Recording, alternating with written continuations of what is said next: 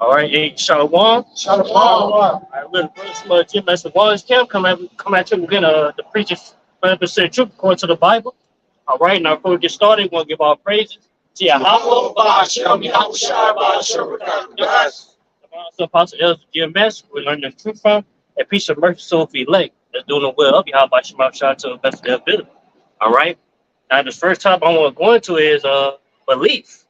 You know what I'm saying? Because, hey, as we keep going, the brother, he gonna get the word, what it means to believe, and we're gonna get the scriptures on belief. You know, and how important it is to have belief in something, man. What's the main thing we gotta believe in? The truth. You know, as we go into it. Go ahead, bro. God, this is the word believe on the etymology online. It says to have faith or confidence. Yeah, it said to have faith, to have confidence. You know what I'm saying? And matter of fact, which you always like to bring out, why? I believe, for therefore I spoke it. I got it. There you got it. Go ahead. Yeah, this 2 Corinthians 4:13. It says, we having the same spirit of faith, according as it is written, I believe and therefore have I spoken. We also believe and therefore speak. That's right. God, that's the spirit. Yeah. Like I say, yeah, like we come out here every weekend preaching, you know what I'm saying, the scriptures, because hey, we fully believe in it.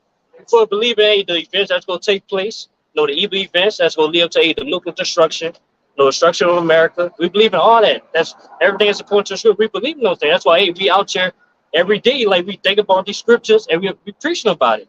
You know what I'm saying? Because what the brother is basically explaining, all right, from the abundance of the heart, the mouth speak. All right, and as we believe, belief dictates a man's actions.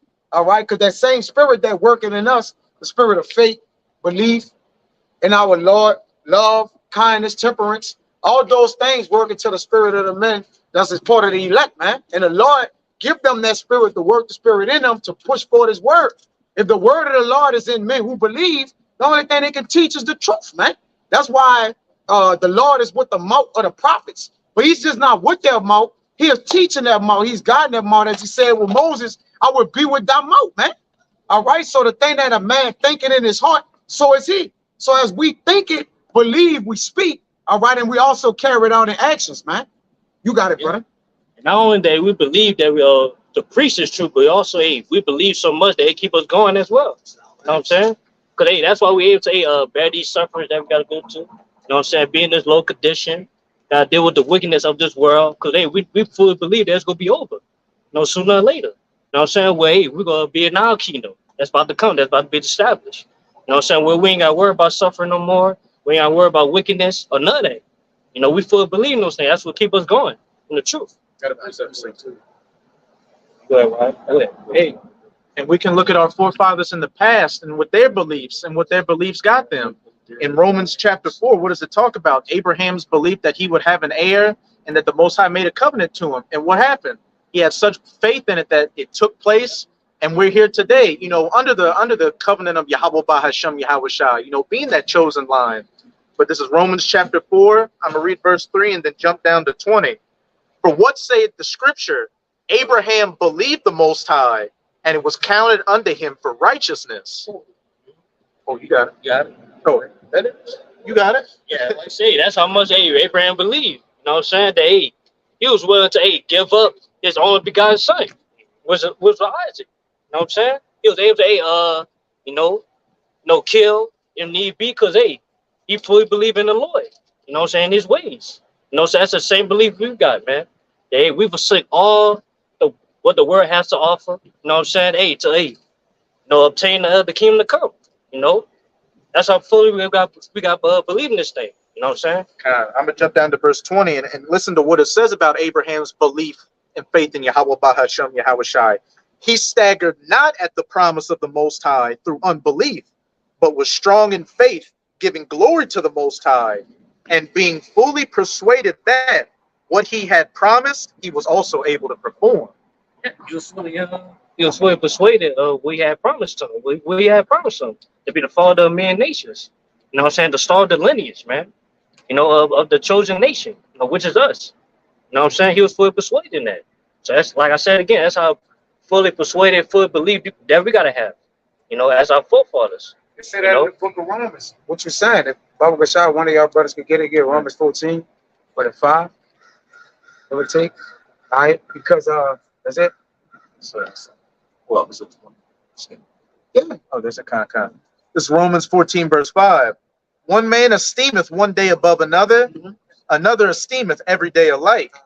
Let every man be fully persuaded in his own mind. Right. The way that we go about the Lord, all right, the Lord created the men of the Lord different, all right, but they're all in one mind, as it says in what? 1 Corinthians 1 and 10. We're still in one body and one mind. So let every man be fully persuaded.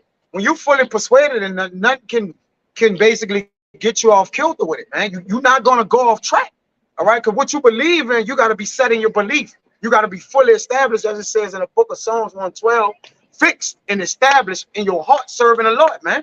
All right, go ahead, brother. Just back you up. What's it say? A double-minded man is unstable in all his ways. And if you're double-minded, that means you're wavering. You're not fully persuaded or convinced in your own mind. You're lukewarm. You got 1 foot in the truth and 1 foot in the world. So all your decisions are going to be thrown off. You get the word conviction comes from what? Convinced, right? So when you're convinced, matter, get that word in online etymology, conviction. So when you're convinced in something, you can't be like it's con means with. I wonder what the vince mean. You know what it mean, Amawat? Conviction. Either one. Both of them, they right, convinced. It's almost the same thing, man. They got similarities. Go ahead, brother. What's that word convince in the online etymology? It says to overcome decisively. Yeah. What? To overcome decisively. To overcome decisively. Some men are already with their faith. The Lord gave them an insurmountable measure of faith. All right, so they know the Lord like they know the Lord exists. You got to get to the point to be like, when you start to look at the creation, you start to look at the spirit of the men, starting with our apostles and elders. You got to not just think the Lord, you got to know, like, man, we know the Lord is living now, man. All right, that's beyond just you just being willy-nilly thinking like, okay, it might be this or might be that. Nah, you got to be decided in your heart and spirit. You got something good? Yeah, yeah. Come on, swing that. Yeah, so this is conviction. I'll give it to you once I get it. All right, conviction, like the brother said, con means with, and vincere means to conquer. To conquer. All right, so conviction means to overcome decisively, a mental state of being convinced or fully persuaded. What? It says fully persuaded. Fully persuaded. Which I just put the Romans 14, right? Conviction, convinced, they're synonymous. They're of the same word. When you get convinced, you get convicted. All right, meaning what? You fully persuaded, man. You got more? You got more, brother? It's the exact same. Same thing, right? You was reading, brother. That's heavy. All right, because the men of the Lord got conviction. We got drive, but with the drive, we fully persuaded that the Lord is living. He gonna make good on his word. He not gonna, like the Lord ain't late. All right, delayed don't mean deny you, because a lot of time, because the Lord word is not being fulfilled as when we want it, we believe the Lord is being delayed. But when you think about it, as I always tell brothers, we rushing the time, but we right on time. Nobody's just making like, man, we gotta get up out of here. I got a brother, we right on time. We not late, we not too close, we not too far back. We're right on time with the Lord, man. And if you understand that, you'll understand your measure to be what? Be stable, man, and be like, look, it's happening as we speak, and it's not terror. It's happening, man. Go ahead, brother. Motherfucker, want to back up. Let it, once he get that, then y'all got it back up on cars. It says a firm belief, a belief held as proven. What did it tell you in Peter? We have a more sure word of prophecy. We don't just sort of kind of believe.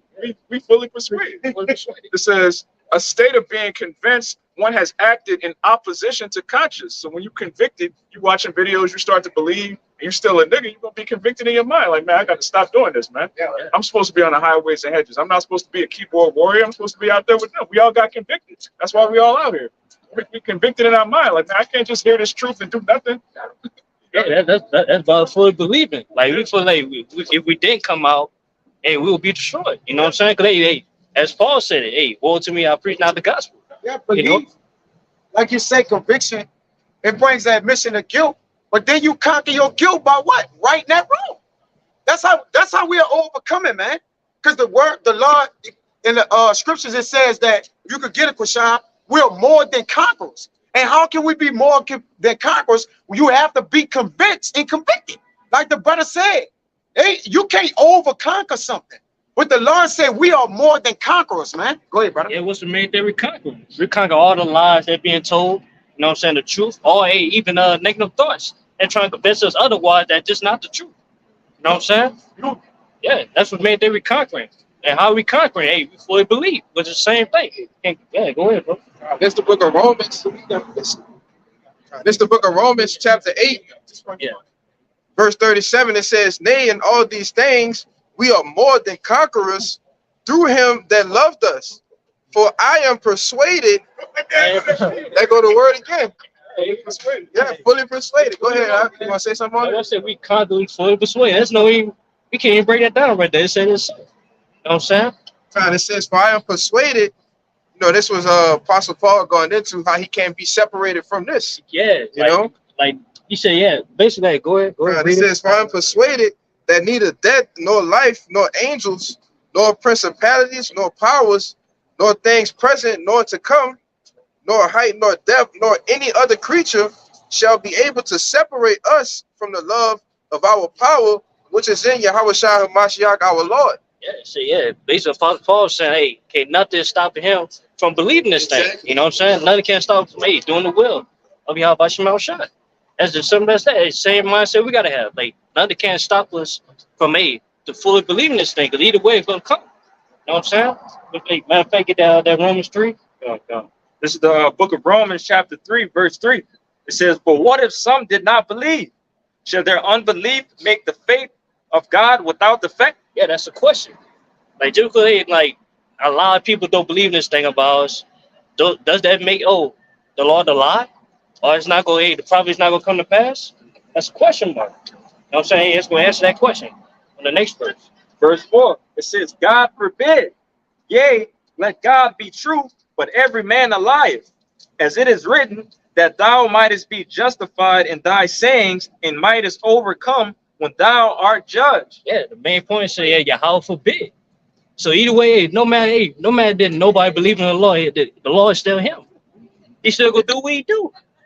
So that's how much we believe in this thing. Like even like, hey, Lord forbid we stop believing, the Lord still gonna do what he do, no matter what.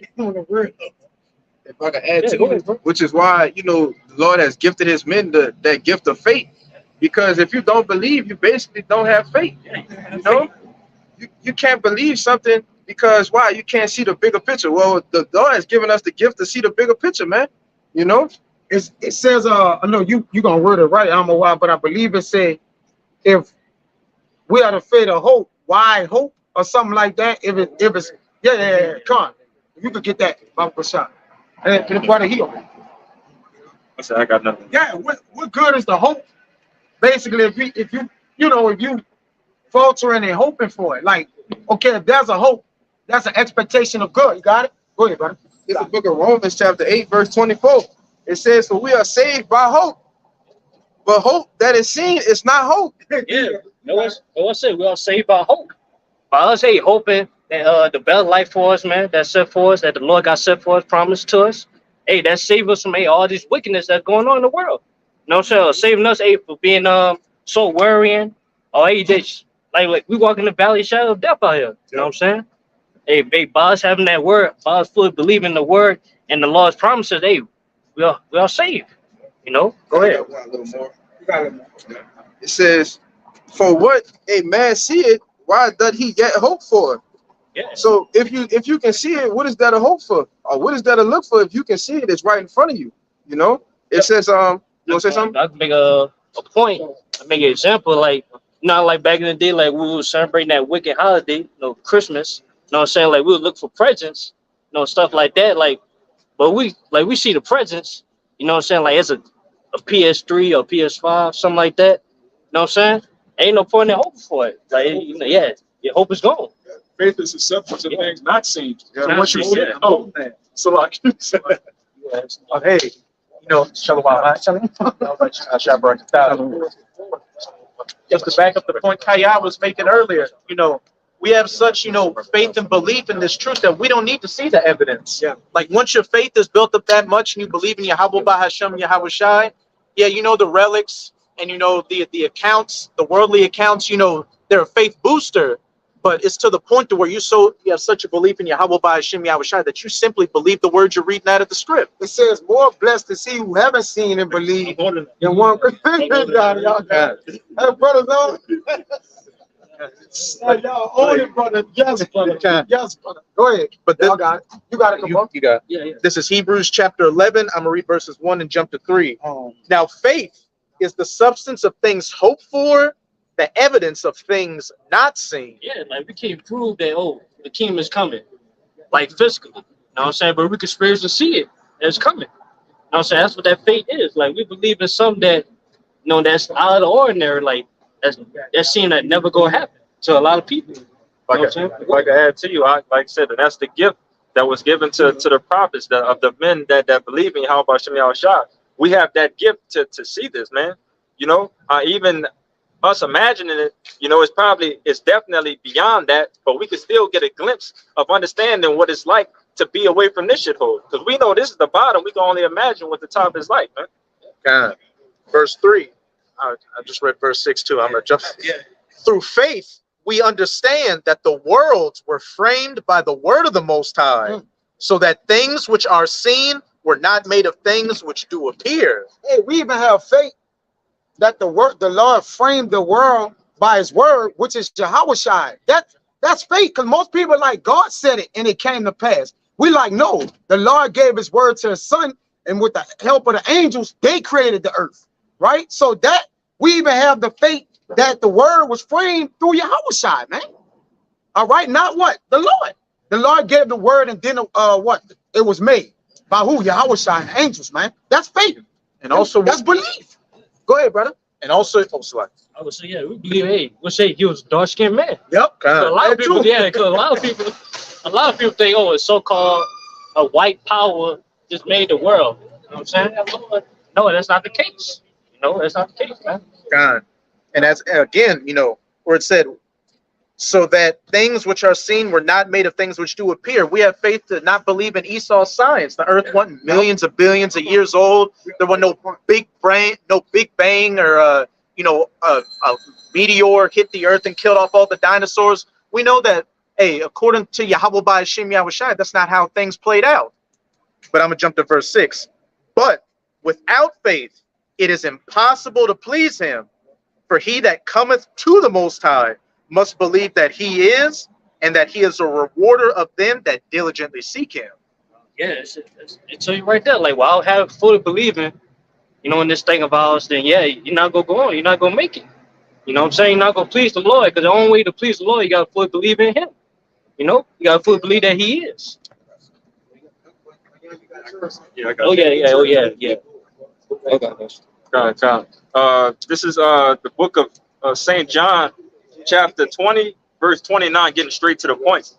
And it says, Yahweh Shai said unto him, now this is red letters, Yahweh Shai speaking. It says, Thomas, because thou hast seen me, thou hast believed. Blessed are they that have not seen and yet have believed. Yeah. Like, it's easy to believe in something when you see it. It's easy. Yeah, you believe because you saw it. But it's a whole different meaning, like when you believe it, but you're not seeing it. You have not seen it. That's full range of hope right there. Full range of growth. Hey, well, it was displayed by one of our forefathers, Job 19. He said, though you have this body going worms and earth, though yet I will see though this body be consumed in the earth, the rains. He's talking about the time. He said you'll see what Yahweh Shai in the end with his what own eyes, man. But he was gonna die right there. He like, look, I'm gonna die, but I believe in the end I'm gonna see what Yahweh Shai, man, with my own eyes, man. Job 19. See, faith again. Faith is a thing that's gonna be before man. Your faith gonna go before you. When Yahweh Shai saw Nathaniel, he said, "An Israelite indeed, a man in whom is no God." All right, that man faith in his belief, what it preceded him. Okay, same like the men before them. Abraham, the Lord knew Abraham was gonna have belief. That's why he like, through your seed, I'm gonna bless the nation, man. All right, the Lord foresaw or gave us belief in our spirits before he created our spirits, man. You got it, bro. Yeah, but back up that precept, they get that First Peter, my name. This First Peter 1:8, whom having not seen ye love, and whom though now ye see him not, Yeah, read first part. whom having not seen ye love, and whom though now ye see him. Who we have not seen, Yahweh Shai. Hey, yeah, but yeah, we say we love you. How we show our love? We keep the commandments. Hey, we keep the law, statute, commandments to the best of our ability. That's how we show our love to you. Hey, how about Shema Shai? You know, Brothers sacrifice their lives Right, yes. for a man we haven't seen yet. we haven't seen yet. We've seen him in a previous incarnation, but when you hear this word, we haven't seen Yahweh Shai in Rome. We haven't seen Yahweh Shai in America, but we see him through the scriptures. We see like this is clearly the truth. We put our lives on the line. Yeah, also, yeah, we fear him too. Like we do something stupid, and we know for a fact, like in the back of my, oh yeah, we be destroyed. Yeah. You know, Lord go, hey, kill us right there now. You know what I'm saying? That's how much we believe. I wanted to bring out that word belief. Jake been saying it. Get it? It's that word belief. Like a fact.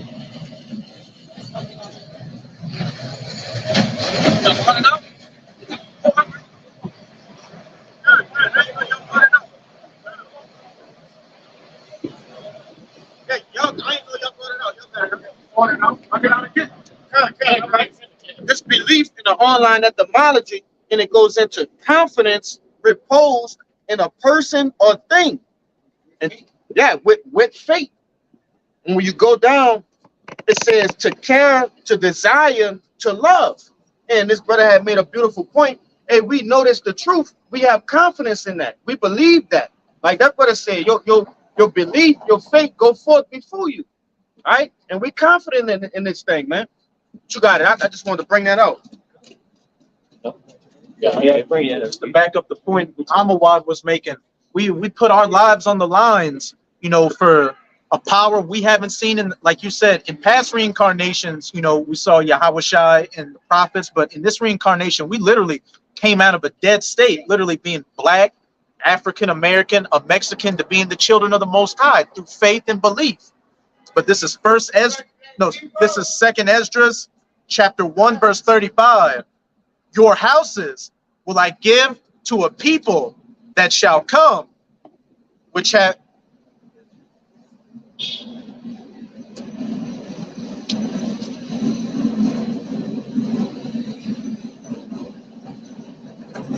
I got it. Second Esdras 1:35. Yeah. This is Second Esdras chapter 1, verse 35. Your houses will I give to a people that shall come, which not having heard of me yet.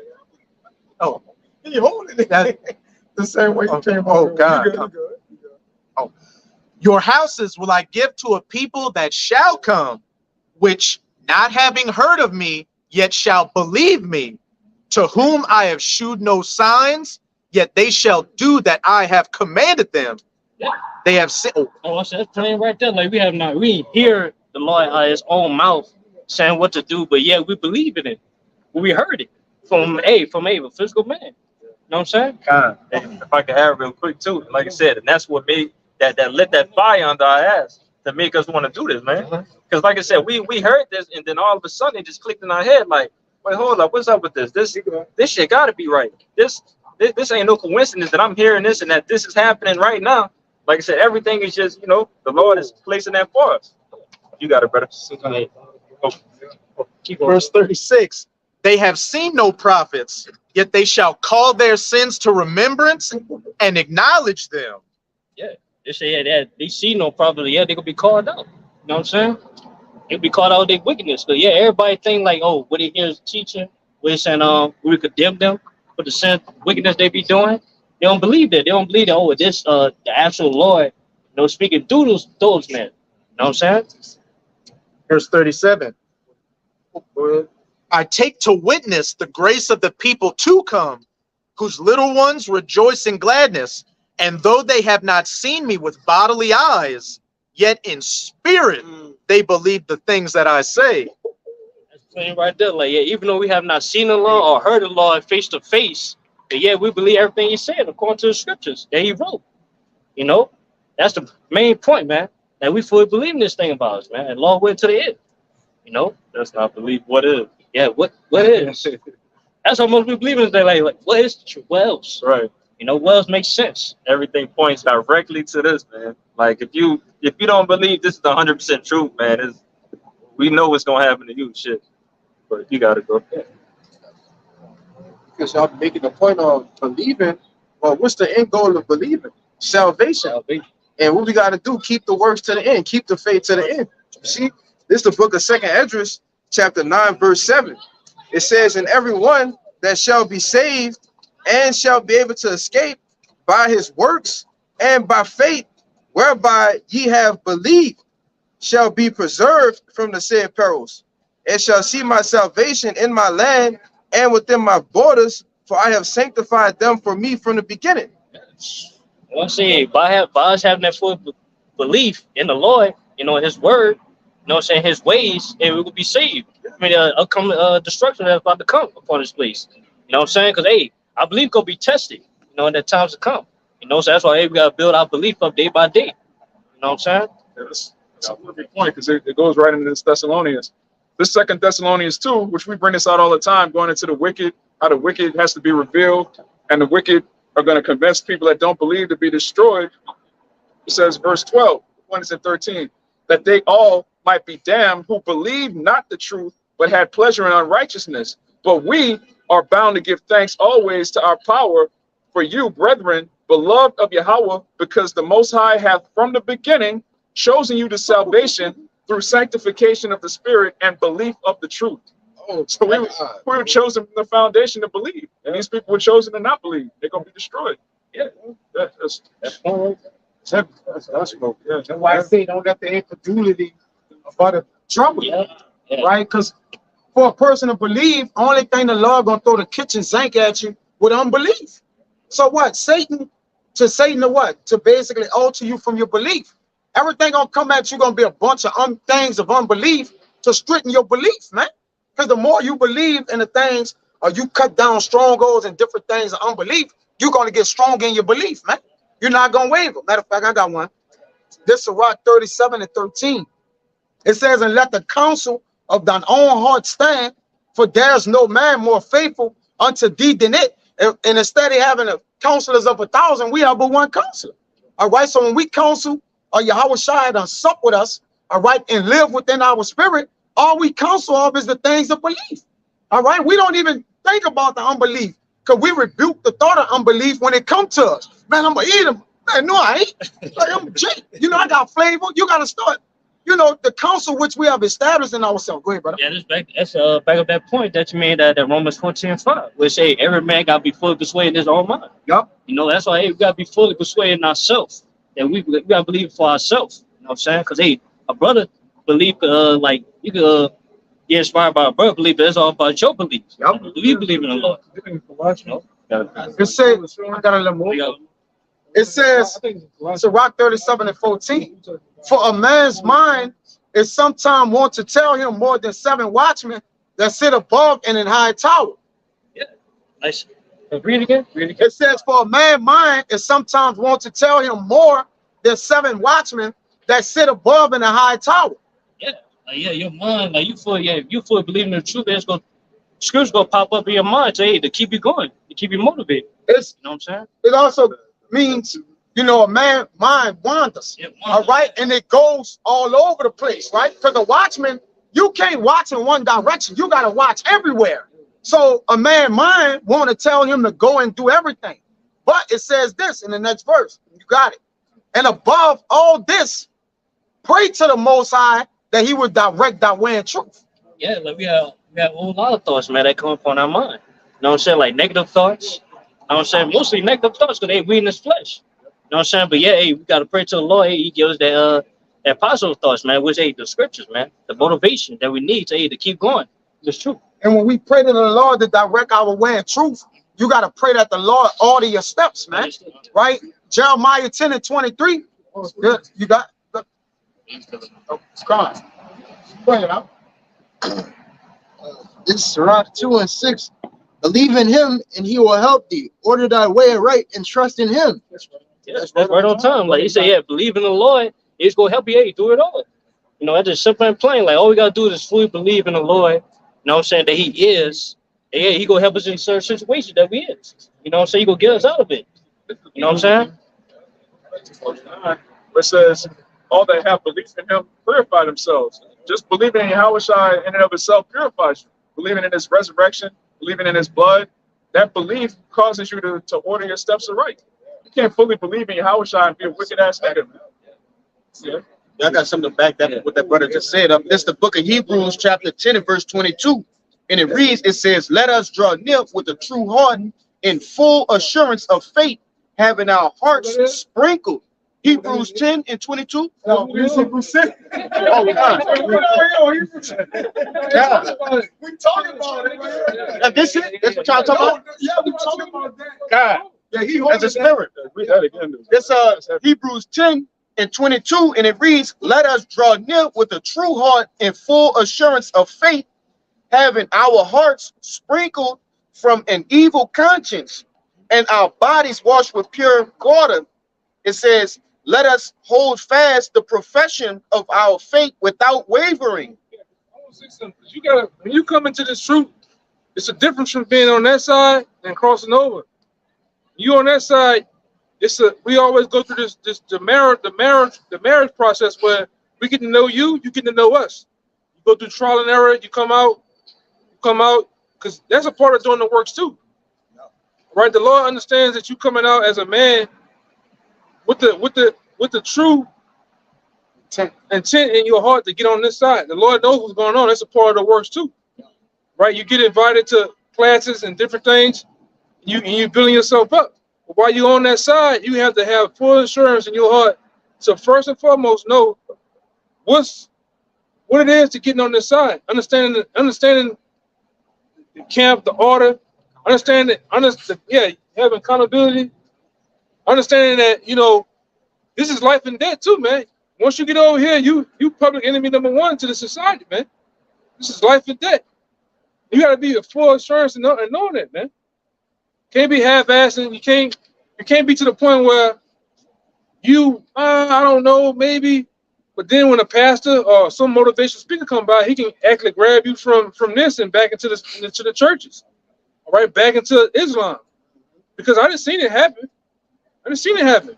That means you weren't fully rooted.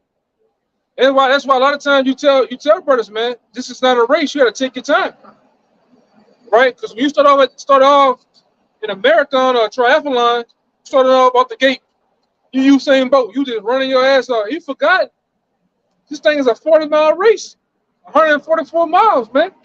You on block one. You out the gate, you running. That shit don't last long, man. Pace yourself. What you see with those guys that are running the 400, 800 meters, they always on that track sticking together in that pack. You see them? Sticking around that pack. What happens on that lap? We're in the last lap. Those guys who has endured, they start to break away from the other guys in the pack, right? But they're willing the storm of constantly going around. The same thing we on, man. We in a marathon. And this marathon has what? In triathlon, so you gotta go swimming, gotta jump your ass on a bike, gotta go uphill, hurdle, climb a wall, get the rope and shit. This is what the truth like. You're gonna be faced with obstacles and things coming your way.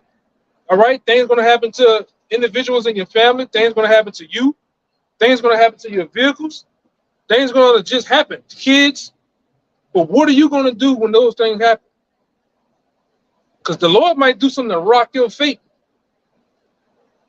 I'm talking about straight up rock your faith. Right now, if the Lord was to hit your health, what you gonna do? You gonna stop? I didn't see a brother that was, well spoken of. Elder, his name was Priest Bun Lawyer. That man preached until his heart stopped, brother. We just had another brother just pass away, a week or two ago. That brother preached to the end. But make sure you make sure this is for you, man. Make sure this truth is for you, wholeheartedly. I don't know. Maybe I want to go try my luck with the stock. I want to be the next Warren Buffett. You know, hey, if that's your thing, go do it.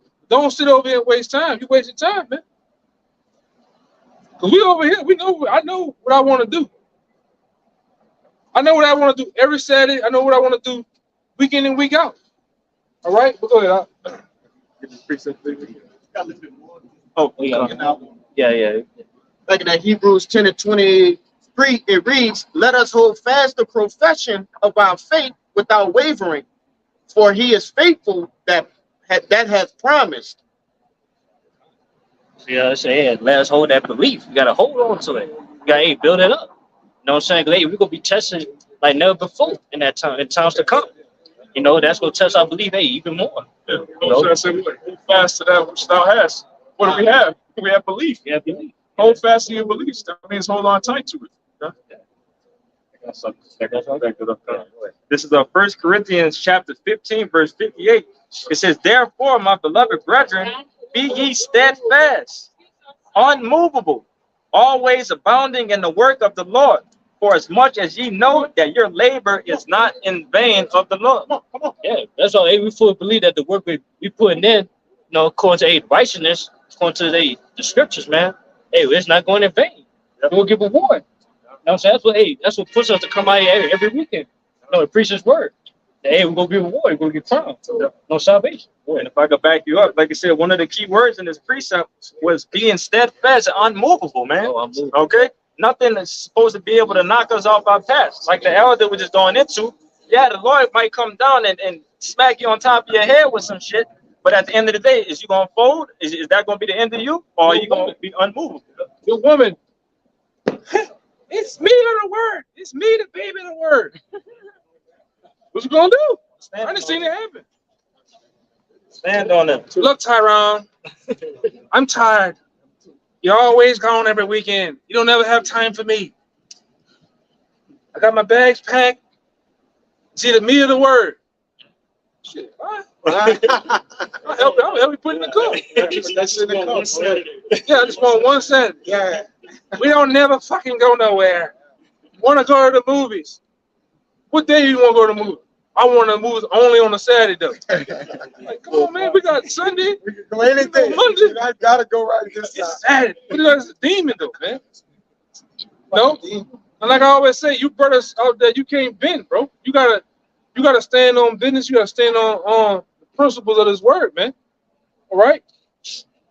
Hey, look, that's not a good time for me, but you know, you ain't gonna be on no gorilla shit. But hey, maybe we can try to pick a time on a Sunday. Hey, well, no, that's not good. Well, hey, we just can't do nothing then. Right? You gotta stand on your word, because when you bend, you can never go back. Yeah, Once that woman see that I'm gonna see if this nigga really believe what he believe in, and you bend and you go to this, hey, bro, I ain't feeling too good. You get a whole, Jake get in the whole act. Jake get put on that Lil Wayne voice, that froggy Lil Wayne voice. I ain't feeling too good today. Yeah, brother. Yeah, I'm gonna miss you today, though. But Shalom, I'm gonna see you brothers next weekend. Yeah, you ready? You got the phone. You in the show. You in the show eating popcorn. But then you put the phone on. Y'all, bunch of shot. We cussing the nigga out. You on the block. But she over there like, this nigga done. These are the benefits, like the brother saying, the belief. If a man believes so strong, it'll cause a man who don't believe to believe. Like his belief is so damn strong. Whatever it is he believing in, like I want some of that. It'll rub off. Like it'll start to become contagious. It'll be like, damn, brother believe so hard. Like, man, what you believe about? Yeah. Like, what's so strong there? Like the connection there for you to just be like going the way you go about it, man, and never wavering or bending. You got it. And then your woman get to the point. She believe. Yeah, she believe all your shit. Like, you know, you ain't getting the move, man. I believe Oh yeah, believe slavery. It's coming. I believe it. Yeah, you got to get ready for slavery. See, the only thing he believes right now is that Long Island tea that he drunk, man. Yeah. You know?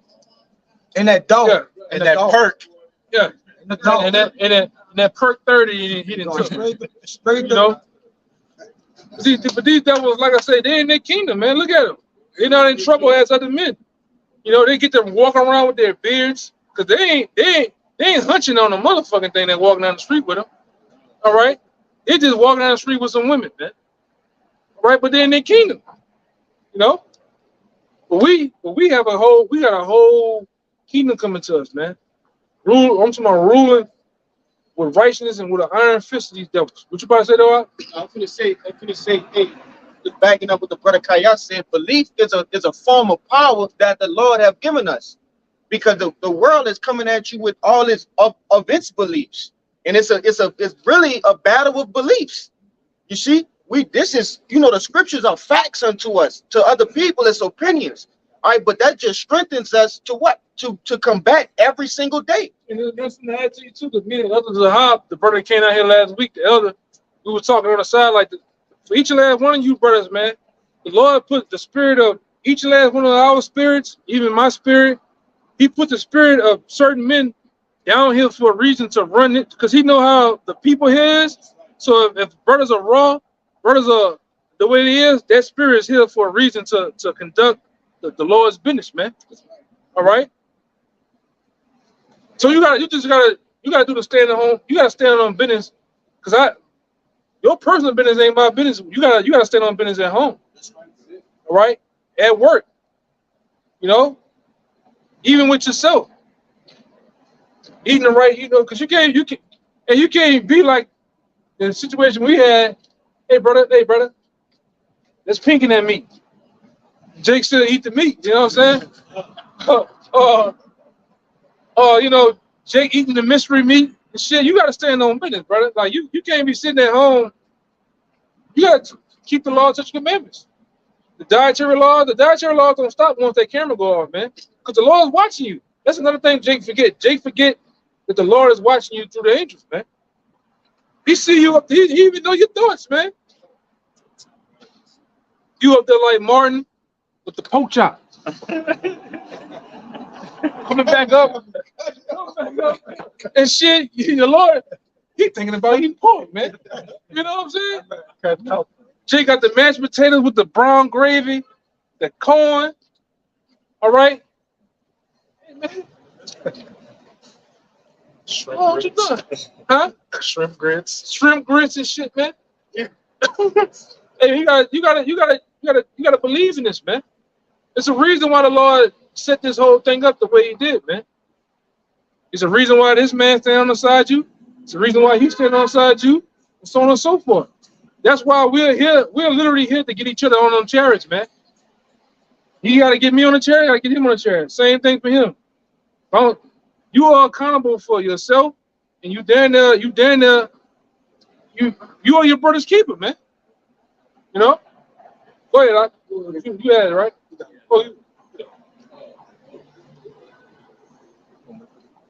Second Peter, chapter 1 and verse 10 said, wherefore, the rather, brethren, give diligent to make your calling and election sure. For if ye do these things, ye shall never fail. So one thing about it is that, you trust and believe in the Lord. You got to worry about nothing. The Lord is already overcome. You shall overcome. All we got to do is constantly walk in the path of righteousness. Trust and lean on the Lord. Put your total trust in him. Get 1 Corinthians 10 and 13. You can put it back on him. But that goes what he's saying, man. It's already been worked out in the spirit. You just gotta go through the trial and the test and finishing it, man. Trust the process. Trust the process. That's why, like we always say, the reason why the lion is a lion, because the lion loves the process of going through with the hunt, getting hungry, hiding in the bushes, finding a weakling, chasing them, grabbing them, Slapping them around. choking them out, and then you get the meat. He don't never want to get some shit that's already wounded, already dead. It's over with.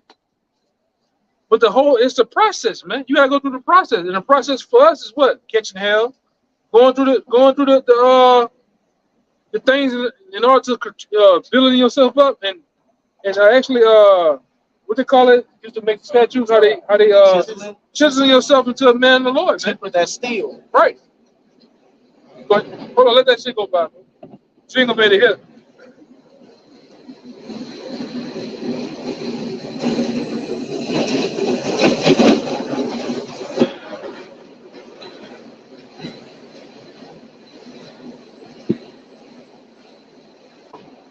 First Corinthians chapter 10, verse 13. There has no temptation taken you but such as is common to man, but the Almighty is faithful, who will not suffer you to be tempted above that ye are able, but will with the temptation also make a way to escape, that ye may be able to bear it. So one thing about it is that, you know, even whatever the fiery trial that we're going through, the Lord is with us all the way to the finish line. You know, one thing about it, you know, you got to be tried as gold is tried in the fire. You know, so one thing about it, the Lord is constantly purging us. You know, He's constantly building us up. He's constantly, you know, that fine gold, constantly carving us out. You know what I'm saying, through the men that we get ready to be. You know what I'm saying, Yasharah, the prince of the power. You know, hey, the Lord's getting ready, you know, do a mighty work. So all we got to do is trust the process, just like the elder said. You know what I'm saying? Trust and believe in Yahweh, Ba'ashem Yahushua. You know, and one thing about it is, you know what I'm saying? It's a routine thing. You know, we're just constantly doing, just like a job. Get up, constantly do the work, be repetition. Keep doing the work of the Lord, and the Lord's gonna constantly give you that increase. You know, we constantly growing. Once the seed been planted, it's gonna grow. You constantly manifest. You know, the Lord is gonna make you who you are. You know, hey, go ahead, you got it. Yeah, that's a beautiful point, because the Lord, He's in a constant process of purging us. One of those things He's purging out of us is loving this world. So so-called hardships come on you, so-called bad luck, which there's no such thing. But things happen. The Lord is taking you out of the world, man. Our people, you know, you find out you're Israelite, you're supposed to love the kingdom of heaven. You're supposed to want to see the end of this place. All right? You might have your car break down. You might have, you know, love the car too much. One of your children might pass. You might have loved your children too much. It's something you might have loved more than the Lord. So He took it from you. By us suffering make us believe in the word more. Because yeah, now we living through the word. You know what I'm saying? Yeah, because there's a difference when you read the precept, you act like you know it. But you live through it, is a whole different meaning of it. You know what I'm saying? Because you could feel it. Yeah. You could feel it. Yeah, go ahead. That's right. Paul say he's suffering bounds, but the word of the Lord is not bound. So even though it seems as if we're in afflictions, shackles, and the thing that kind of compresses us in, the word is still free. It's still going about, man. Because we're speaking the word, though yet we captives, we're slaves, man. So it's like we stuck, but the word of the Lord is free. Nothing can stop it, man. So like you say, just to know that word for it to go about, that makes us abound more and more. Just like the brother said, man. Tazadak. Like I think it's in Thessalonians 3, he said that the word of the Lord may have free course. The word of the Lord is free flowing. It has to have free course, man. You know, we must abound by it. You know, it don't bound by us, you know. But it is what it is. Like, you go ahead. Yeah, like it's building us up slowly but surely. You know what I'm saying? And Hey. it's something to play. Like a one thing I tell these brothers down here, if you every 6 months on a video, all right, you need to be doing, that's what the scripture say, examine thyself. You should be going back and doing an examination. You go back 6 months and watch one of these videos of you on the side or you find a video, you should see a different person every time. You should look there, you should even look different. All right, your vocabulary, the things that you utter, the way you think, the even down to the dinners and the lunches you eat should be different. Should be changing, man. You shouldn't be stagnant. You shouldn't be, because you can't be stagnant in the truth. You gotta be growing somewhere, whether it's through the scriptures or just as a man in general, having more accountability. All right, more what it is, more accountability, more discipline, being more responsible, man. Being more, really kind to your brother, because this truth ain't anything about being stingy either, man. Well, this brother constantly buying me meals. Fuck it, I'm gonna let him keep buying them. You playing the brother like a. Hey man, buy the brother a meal too. Hey brother, you need gas money? The brother riding with you. Hey, brother, you need gas money? Hey, brother, you hungry? You know, be thoughtful of a brother. This ain't the bowling alley or the barber shop, man. What these niggas go to. This is more. We think of each other, man. All right. Yeah, if I could add to you, that should be one of the most natural things to come by, man. Being brotherly. Yeah, man. Hey, we've been around some guys that just pure niggas, man. You know, I just seen Jake with a wide thing full of money. But we trying to get into a spot where, hey, brother, you put in 20, we're gonna all put 20 in just to get this boot and some food. I got $5. Yeah, nigga, brother. Come see the money. And brother, see the money. I'd rather, if I had to do something with that money, I'd break that 20 for my brother. Fuck it, I'm gonna get it. I go ask one of these niggas in the world for 20. You know what I'm saying? But for the brotherhood, I'm gonna, hey man, fuck, I'm gonna break it. But Jake not thoughtful of their brother, man. You gotta treat a brother as yourself, man. And you gotta really hold fast to treating every man like Yahweh Shai. Hey, this brother Yahweh Shai, I'm gonna watch how I talk to him, watch how I deal with him. I'm gonna deal with him upright. I ain't gonna tell you, hey brother, I'm gonna pick you up for 3 from work. Yeah, I'm about to pull up on you. But I'm on the other side of town though. I'm just telling you I'm gonna pull up on you. And I'm on the other side of town. You don't do no shit like that, man. You talking to the brothers crazy and shit. And then when the brothers pull you up about it, you mad. I want to put my resignation in and I want to transfer. What are you talking about, man? What you talking about, man? Yeah, laying hands. if you're a nigga in one camp, if you go to another camp, you're still gonna be a nigga, man. You ain't feeling. Yeah. You're just a nigga in a different place, but you still that nigga. Like you a nigga. And like I say, we done seen guys over and over. Yeah, everywhere the city I go, you're a nigga.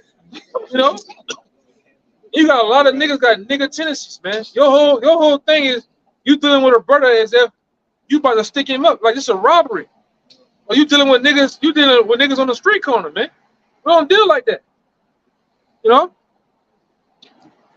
I'm gonna, like I said, by all means, hey brother, can you bring me up the street right here? No, I'm gonna bring you where you gotta go at to make sure you're safe. I'm gonna take into account. I'm gonna go all the way the whole mile, man. And if I got a problem with a brother, I'm gonna deal with him in the context of Matthew 18. The truth tell us how to deal when it comes to brothers, man. It's best to be straightforward. It's best to go through the straight way of being, because you got certain dudes, you know, I look at, in particular, the guy I work for,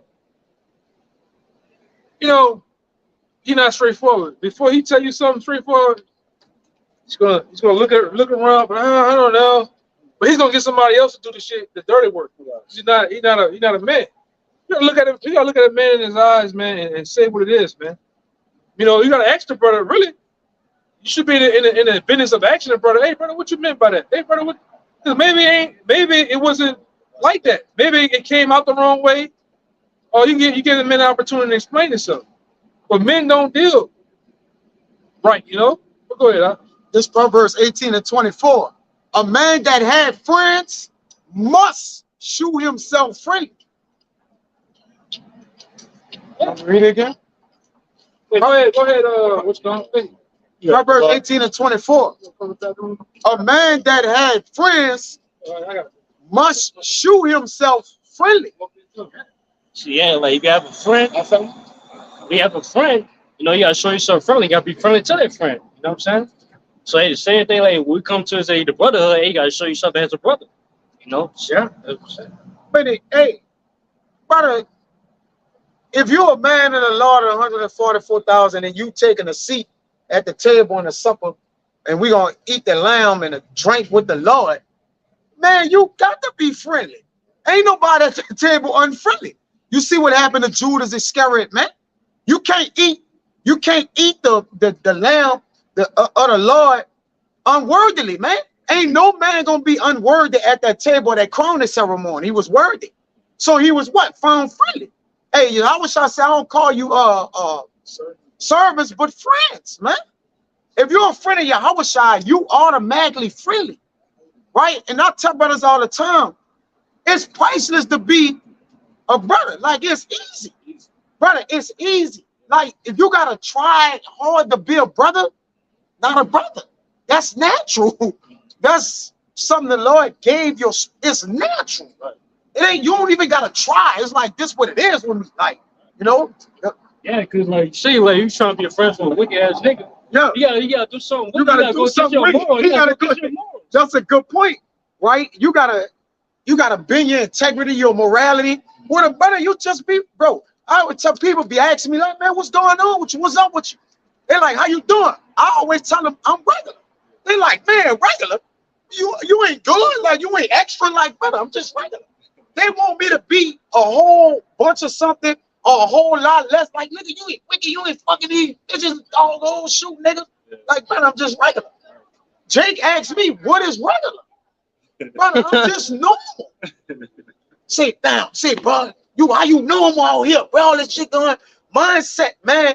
But even with a brother, it should just be a normal, natural thing, man. Right? Go ahead. If I could add to you, brother, like you said, a lot of things, it don't feel good sometimes. If I'm eating some food and I got a brother next to me that's not eating, I don't feel good. Do you want something to eat? It's like, natural. It's natural, bro. I don't like eating in front of another man that I say that I love, that you're my brother. How can you?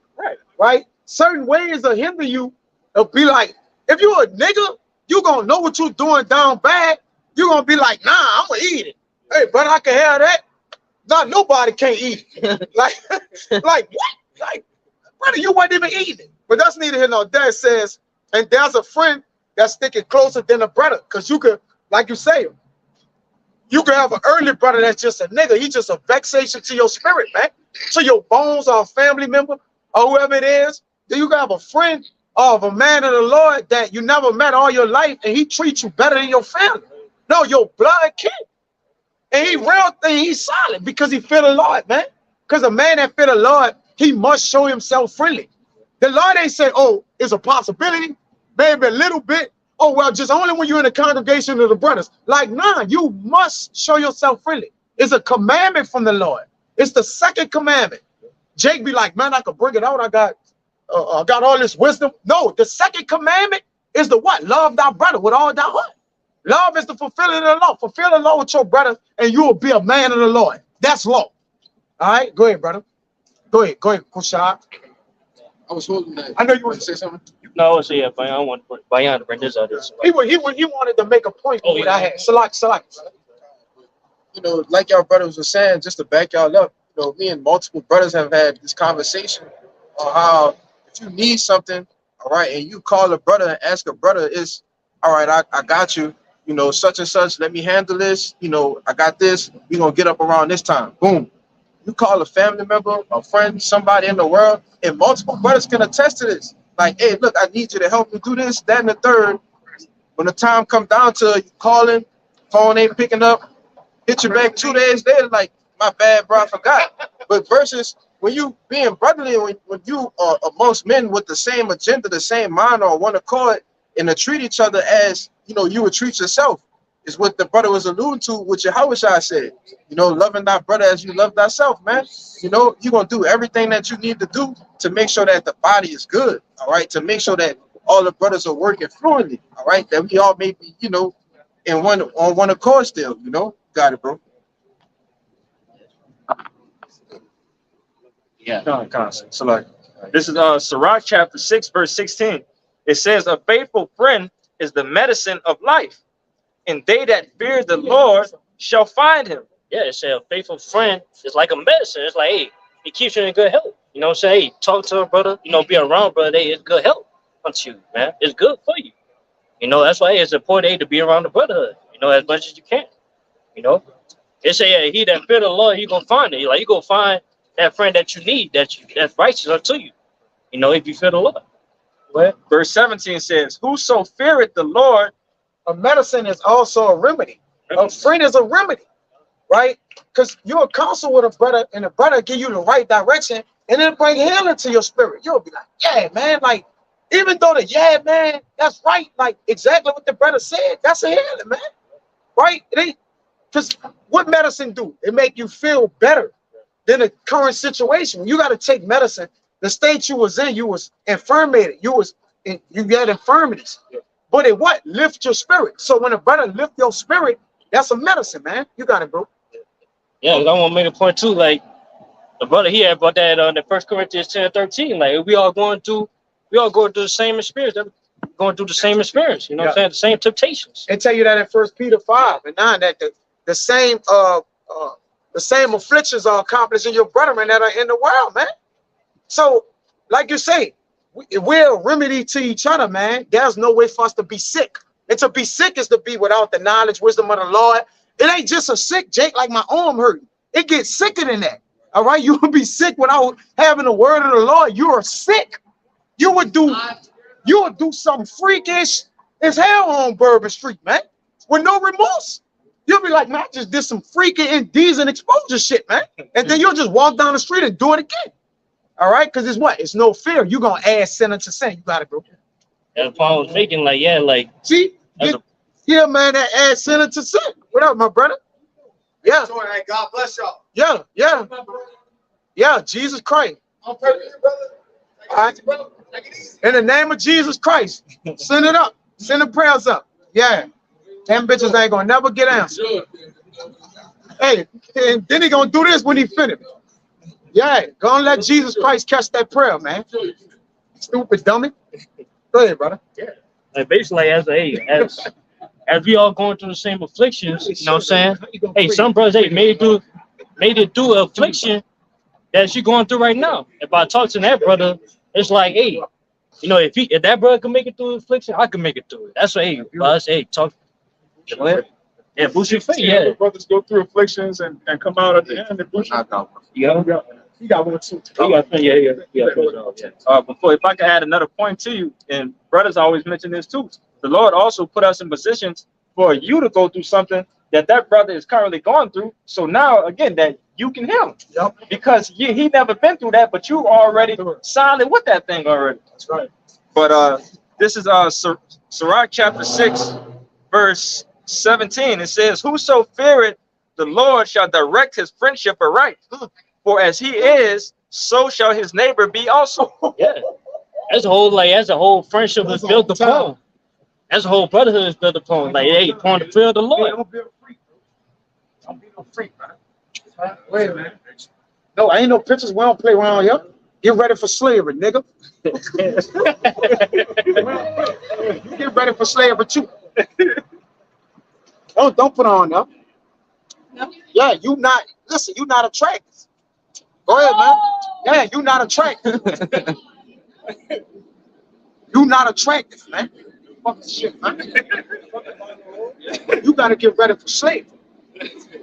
Nigga. Shit, man.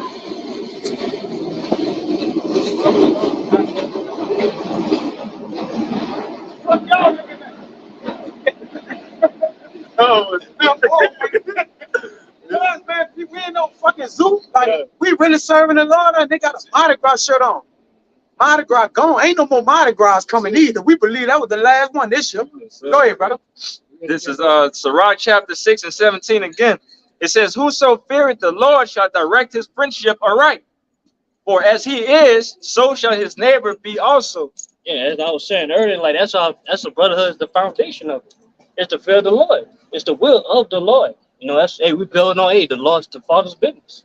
That was all about. It ain't about nothing else. You know, as long as we had that same mindset, we go direct our friendship aright. No, hey, that's how friendship lasts. That's how brotherhood lasts. No, hey, we all stand on one accord according to the scriptures, man. According to the ways of the Lord.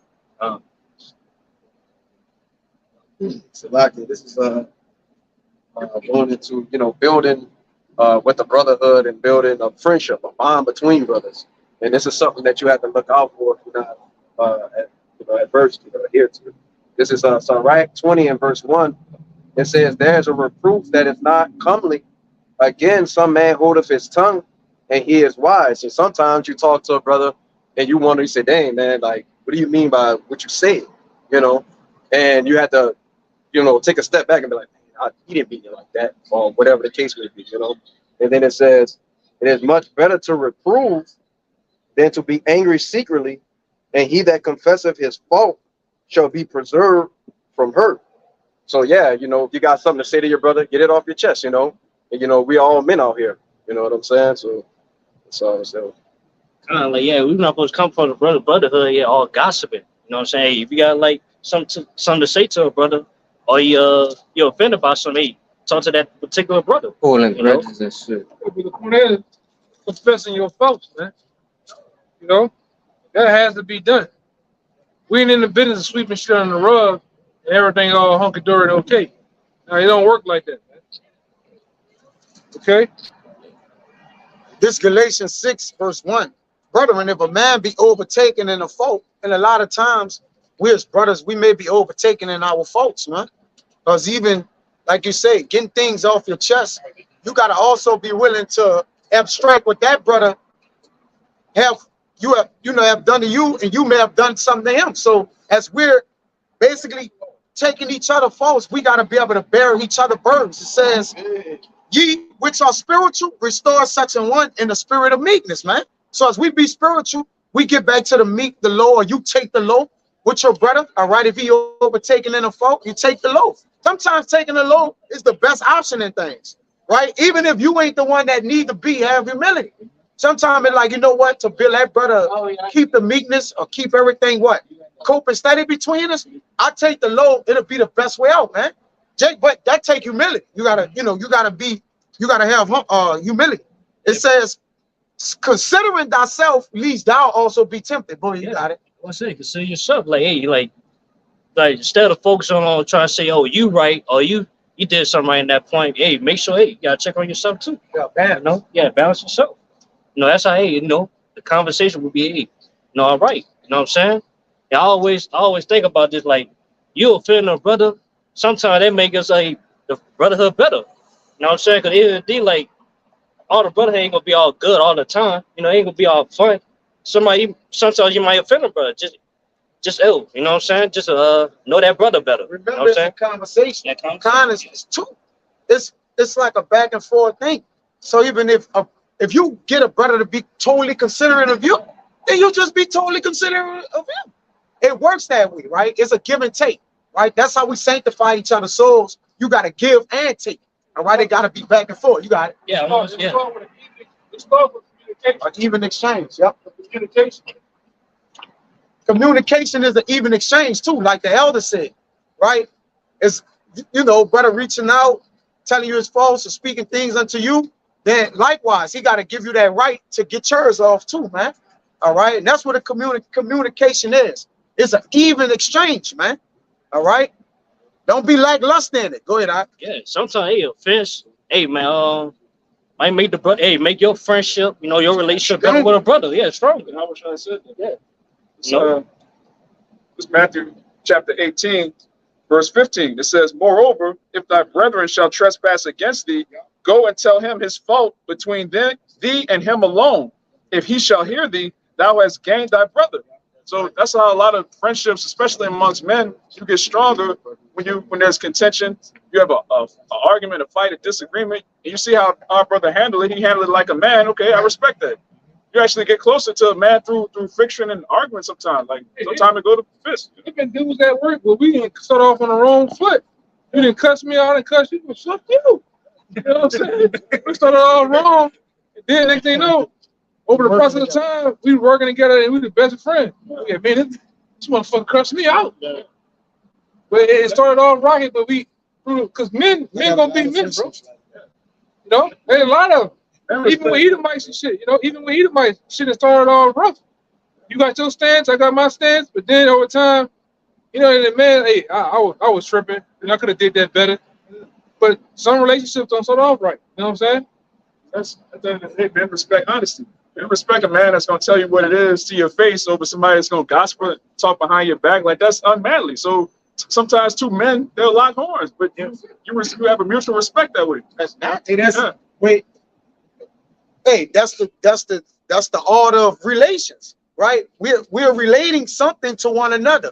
Whether it's heavy burdens, or brother ain't in the spirit right now, or whatever it may be. Like sometimes you'll just catch a brother when his spirit ain't right. It might not be directly towards you, but he may give you some aggressive energy, but it wasn't because of you. It could have been of some things happened at the house, his woman, or different things like that. And he may come off as if it's geared towards you, but it's not so. And that got to be regulated. He got to let you know. Yeah. Everything. What the fuck, bro? I'm doing. It says, Galatians 6:2, bear ye one another's burdens, and so fulfill the law of the Mashiach Yahushua. Just like the brother said, when you go and telling me false alone, y'all bearing each other burdens, and that's how you fulfill the law. Fulfilling the law is loving your brother. What is the love of the brother? Doing what the Lord say do, according to the precepts. It's easy, brother. It's easy to be a brother. Like, it's easy, right?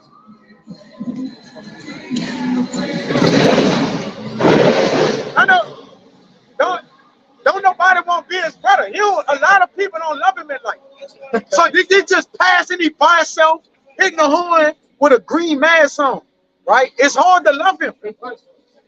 He listen to Edomite mute. Don't know, no brothers don't love him. He hate himself. You got a lot of business when nobody love you. When people love you, you got little business. Like, we got a small world with little business, but we busy, right? Because people love us. According to the law, you got it, brother.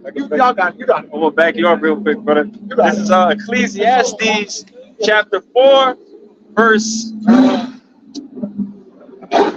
This is the book of Ecclesiastes chapter 4, verse 9. It says, 2 are better than 1 because they have a good reward for their labor. For if they fall, the one will lift up his fellow. But woe to him that is alone when he falleth, for he hath not another to help him up. Yeah, it's better to have two brothers than just be by yourself. You see that in Proverbs 17:17. Yeah. Friend love it at all times. Brother is made for the day of adversity. Hey, that's just like, brother, I would rather argue with my brother than to argue with nobody at all. I'm just, hey, you stupid motherfucker, you fussing with, what are you doing? Right? It's not that you're arguing, but you're getting the understanding with each other. Because all arguing it brings about an understanding, man. And you always want to have an understanding in a way, which we would never rather that. We never rather just offensively argue with our brother. But if we never get into anything, how then will we ever know we love each other, brother? You gotta take into account of that with your woman, something at the job, or if you never you did everything perfectly, then when something imperfect come about, it might blow up. It might go over the top, man. So then if you do get into some adversity, right, you'll see where the strength is at, where the love of the strength is at. And between you and your brother, you got it. Brother, see, it's the same with the Lord, man, because we go through hard times and troubles that the Lord bestow upon us, and you be like, frustrated at the moment, but then I got to, humble down and realize that the Lord is actually helping me by afflicting me. Don't frustrate the spirit. Yeah, That's the scripture. you got Don't to have check your yourself. spirit frustrate, man. Right? Because frustrating your brother's spirit gonna automatically have your spirit frustrated, because now he got to keep bringing you his faults. Now you got to listen to him. You got to respect him. You got to adhere to him. Then you got to give him back what he's asking of you, man. Right. Whether you like it or not, if he come to you with the law, you gotta bow down to it. You can't, no, brother, get the other brothers. He bringing the law to me, and I don't want to do it. What you talking about, man? You gotta do what the brother asking you to do, man. So when you ask of something of him, it'd be an even exchange. It's an equivalent. You got it, bro. You can't even know a person until you see him angry. Till you see him angry. It's all good when everything's running smoothly. All right, when you see somebody like angry and they still respectful towards you, it's like, okay, that's how they really feel. That's how you go. Yeah, even McMill, he said one time, if you're down bad, you really see who in your corner. You know what I'm saying? Sirach chapter 12, verse 8.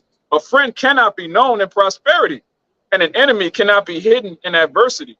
In the prosperity of a man, enemies will be grieved, but in his adversity, even a friend will depart. So a friend can't be known in prosperity, man. Everything's going good. Everybody show up, When things get bad, when you're down to your last $5, like, who's still around? Those are your actual friends. And you don't know who love you in a time of hate.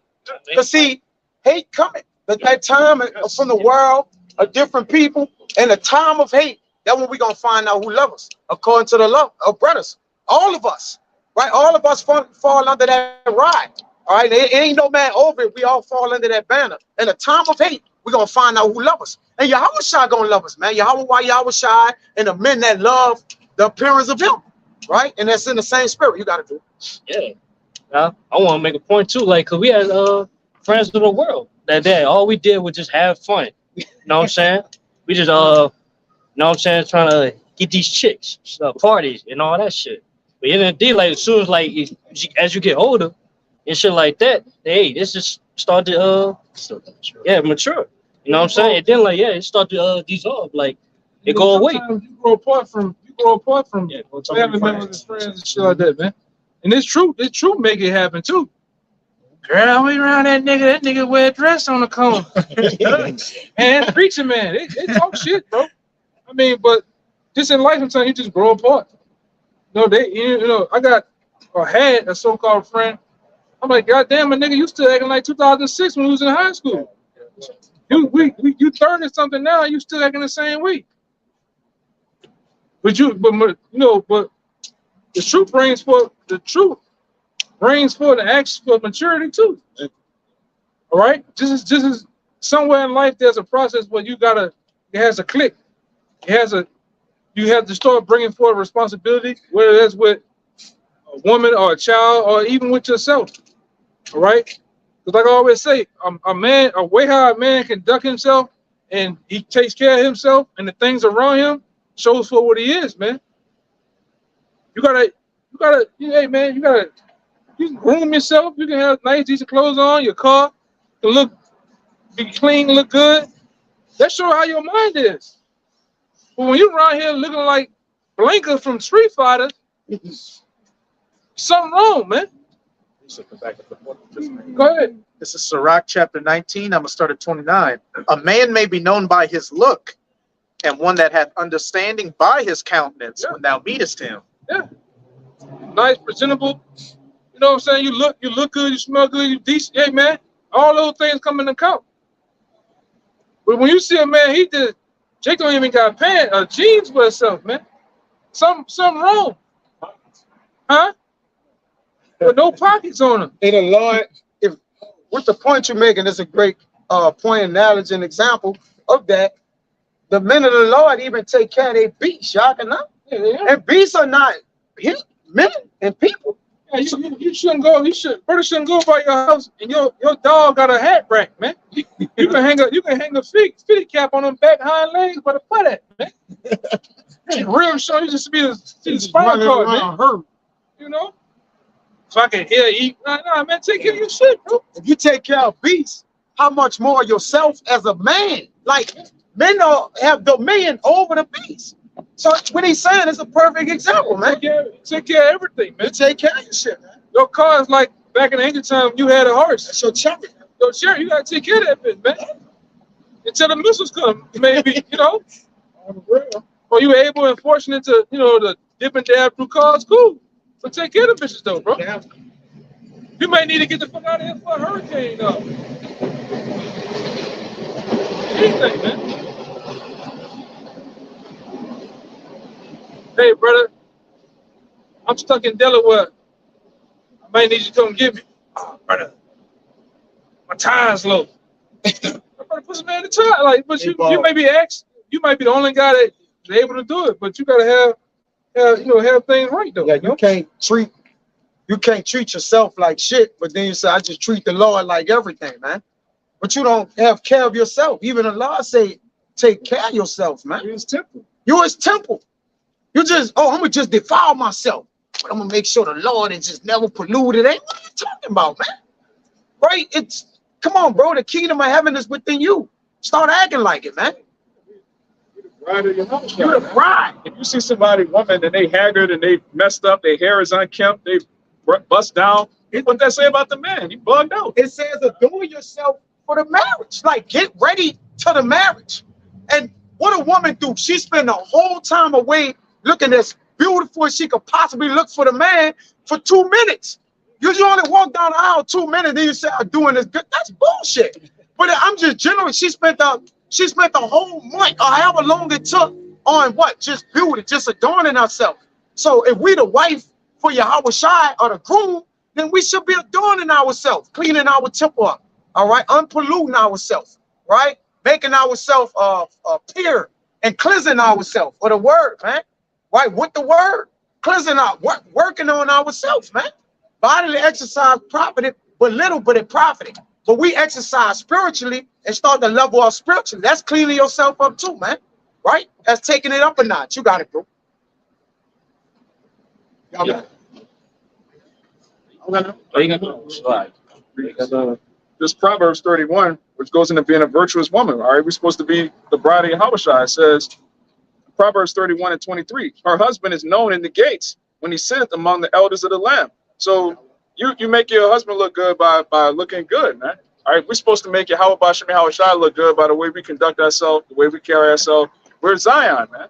We're the monument of Yahweh Bashem Yahushua. People, the heathen, the 2/3, they look at us and they see the Lord. So if you call yourself a servant of Yahweh Bashem Yahushua, you just bugged out. You never take care of yourself. You don't comb your beard. You nasty. You just weird. Like, it's like, what is this Hebrew Israelite thing? What is that about? You're looking crazy, like, man. When you look at rosters, you know, and they be having all that matted hair and shit, it's like crazy. Bro, what's going on with that? Yeah. Like that, like the brother said, there's a scripture that brothers put out about this. This is say, cleanliness go before godliness, man. Not next to godliness, man. You gotta take care of yourself, man. Health wise too. And Apostle Hubby on that tip. You got certain guys. Ain't no fucking way. You was this brother size starting off, and now you big as a house, man. What is you eating? What are you doing, man? What kind of portions of food and things are you doing to just let your health go, man? Because if you letting your health go, your mental capacity is gone too, man. You know, you are what you eat. What are you doing? If you really about the herbs, be about the herbs, man. Stop bullshit, man. If you really about eating clean, eat clean. You know, do somewhere, work out. You know, brothers work out, do their thing, man. But do that. Don't sit up here and be playing, man. You eating fast food all goddamn day. You know? You should begin a well decent, lawful meal, man. Look, Go ahead. look for mercy, right, from the Lord, but then you don't have no mercy on yourself, man. Jake be contradicting himself a lot, man. Jake be walking in reverse. You can say, who can do good? If a man can't do good to himself. So yeah, it will be envious evil to himself. Yeah. To whom will he do good, man? Jake hurt himself, right? But then look for help from the Lord. Like the Lord, like, nah, you working in reverse, my man. Yeah, you shouldn't. You're a man of law. You shouldn't be fucking with McDonald's, man. You shouldn't be eating Chewies and red bags of Doritos and shit, man. Now what we doing? Right? You know, and a lot of times, you know, it ain't gonna be over righteous.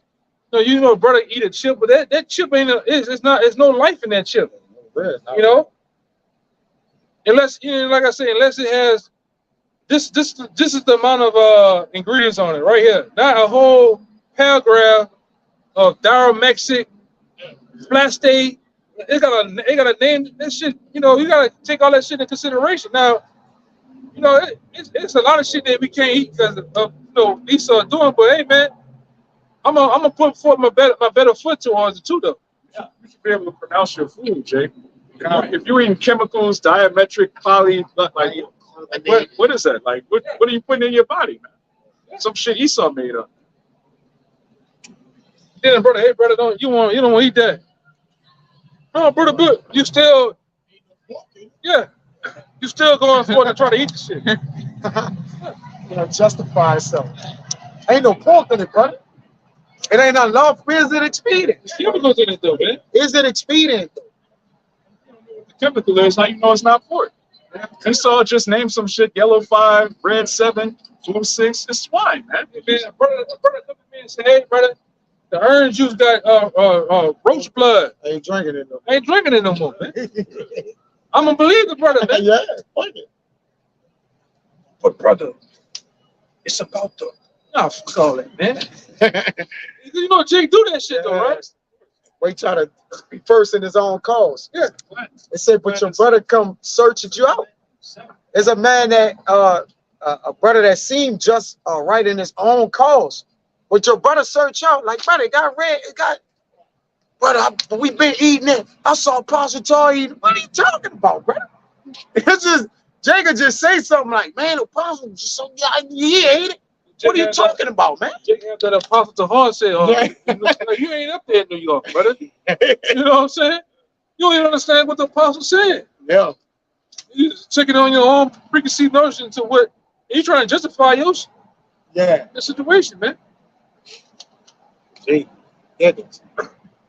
I always say there's only a few brothers out there that's really eating right, man. All right? Even spiritually, you gotta eat from this buffet, man. On a spiritual note, you can't sit here. I'm gonna deal with the elders here, but then I'm gonna go watch a little bit of IUIC. That's a strange plate, man. That's strange food, man. I'm gonna watch Sakari. That's definitely some strange shit over there, man. I'm gonna go maybe Tazariak got the answers. I'm gonna go, nah, brother, you gotta eat from one place and one place only, man. Gonna upset your stomach. Yeah, it's gonna upset your stomach mixing all that together. Stomach, your belly. You can't eat ice cream and go eat a salad. All right. A salad with bacon on it. Yeah, it's true, man. Yeah, it'll be the other way, this way. Yeah, it's over there. That's like eating ice cream and guacamole together. You bound to tell some draws. Yeah. Yeah. On a hot sunny day too. You can't do it, man. You gotta eat right physically in the world, and you gotta eat right in this truth too, man. You can't dip and dab. You gotta become a full age. You can't go sit up here, I've been around 6 months in the truth, but I'm gonna go see what's going on with Islam. Nah, brother, you gotta grow up. Yeah. Cause that shit'll bug you out. I'm gonna go study the Nephilim, the Book of Enoch, Jasper, Anunnaki. Now you're gonna start saying giants. I saw a giant down there on Bourbon running down there. What are you talking about, man? Yeah. Ain't no giants. That wasn't giants. Jake tripping, bro. You gotta become a full age. It's a time and place to where you start dipping and dabbing at, but you gotta get rooted in the truth first, man. Deeply rooted. Because when you deal with some plants, you just do this. You just brush up against it. You knock the whole root, the stem, and everything out of it, man. Because it's freshly put in the ground. But what happens when those roots take place? Some of them roots run deep. They run wide, man. You gotta get rooted. Going back to the original lesson of being assured in the truth, understanding what you're into, man. But some dudes don't even understand that. They still battling with the white man. The white man is not, Yahweh Shah is not a white man. You know what I'm talking about? When you do, you know how Jake do? Jake put them hands together. Jesus pop in his mind. The white guy. You gotta erase that out your mind. You gotta look at him and I know for sure that the Most High is a dark skinned man. Yahweh Shah is a dark skinned man. What you got? It's like, yeah, when you try something new, you gotta keep on eating that same thing until you get used to the taste of it. Yeah. You know what I'm saying? Get used to your stomach. To where now it's all you taste. You know what I'm saying? So it's the same thing with the word. Like you gotta get used to having to understand the word to where hey, even though you do dipping and down to other books, the word come to you first to come to you. It's like lifting weights. When you first start off lifting weights, it's hard to get into it because you got that what going against you? The resistance. It's uncomfortable. It's uncomfortable. The pain sets in. And then what happens once you start to conquer the pain, conquer the discipline of, I might have did 2 push-ups today. I'm going back tomorrow, do 2 more. And tomorrow I'm gonna do the next day I'm gonna do 3. After a while, all that shit, it's a second nature to you. The resistance ain't so much resistance no more. Now I went from 135 pounds to 225. 225, and I'm going up. That's how this word is, man. Coming out of the world, it's hard giving up them Saturdays, man. Brothers know all the shit out there, but then when you steady disciplining yourself to do what? Fuck them. I'm going downtown. Fuck them. I'm going downtown. I'm going to class. I'm going to this, going to that. That shit becomes second nature. It happened to me. You giving up them once you them Big Macs, the Golden Arch fries. I don't think about that shit no more, man. I don't think about pork chops, brother. I don't think about none of that shit. Women, all the women out in law, I get them back in the kingdom, man. Fuck it. You know, all the so-called, I get them back in the kingdom. I'm focused on this. What your boy said from dead presidents, I ain't worried about them people. I ain't worried about my daughter. People, I'm dealing with this right now, man. War right here. This is the war.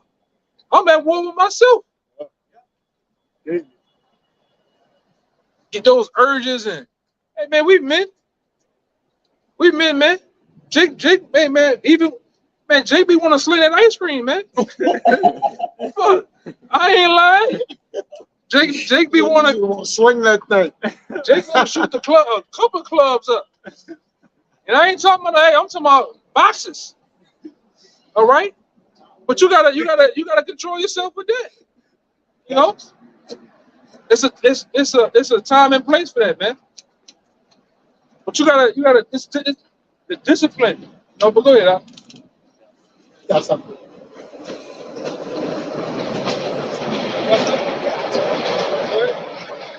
This is the book of Colossians, chapter 2, verse 6.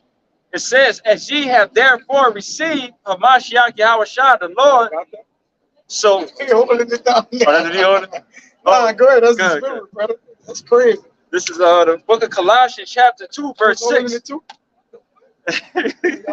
As ye have therefore received from Mashiach Yahushua the Lord, so walk ye in him, rooted and built up in him, established in the faith.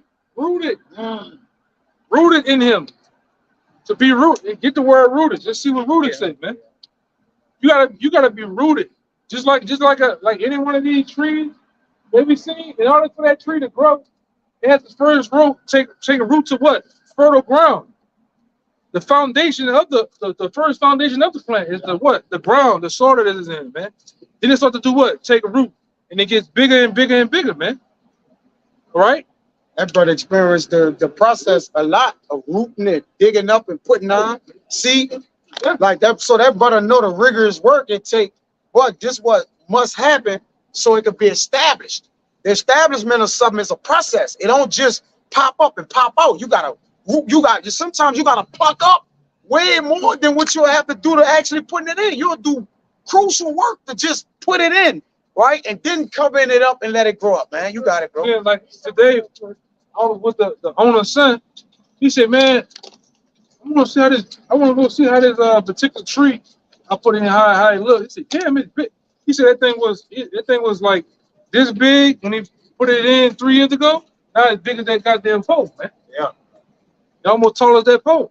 It was planted right. Yeah, planted right. But that, and you gotta look at you gotta look at yourself as a tree, as a plant. How you started off, you gotta be able to be constantly growing, man.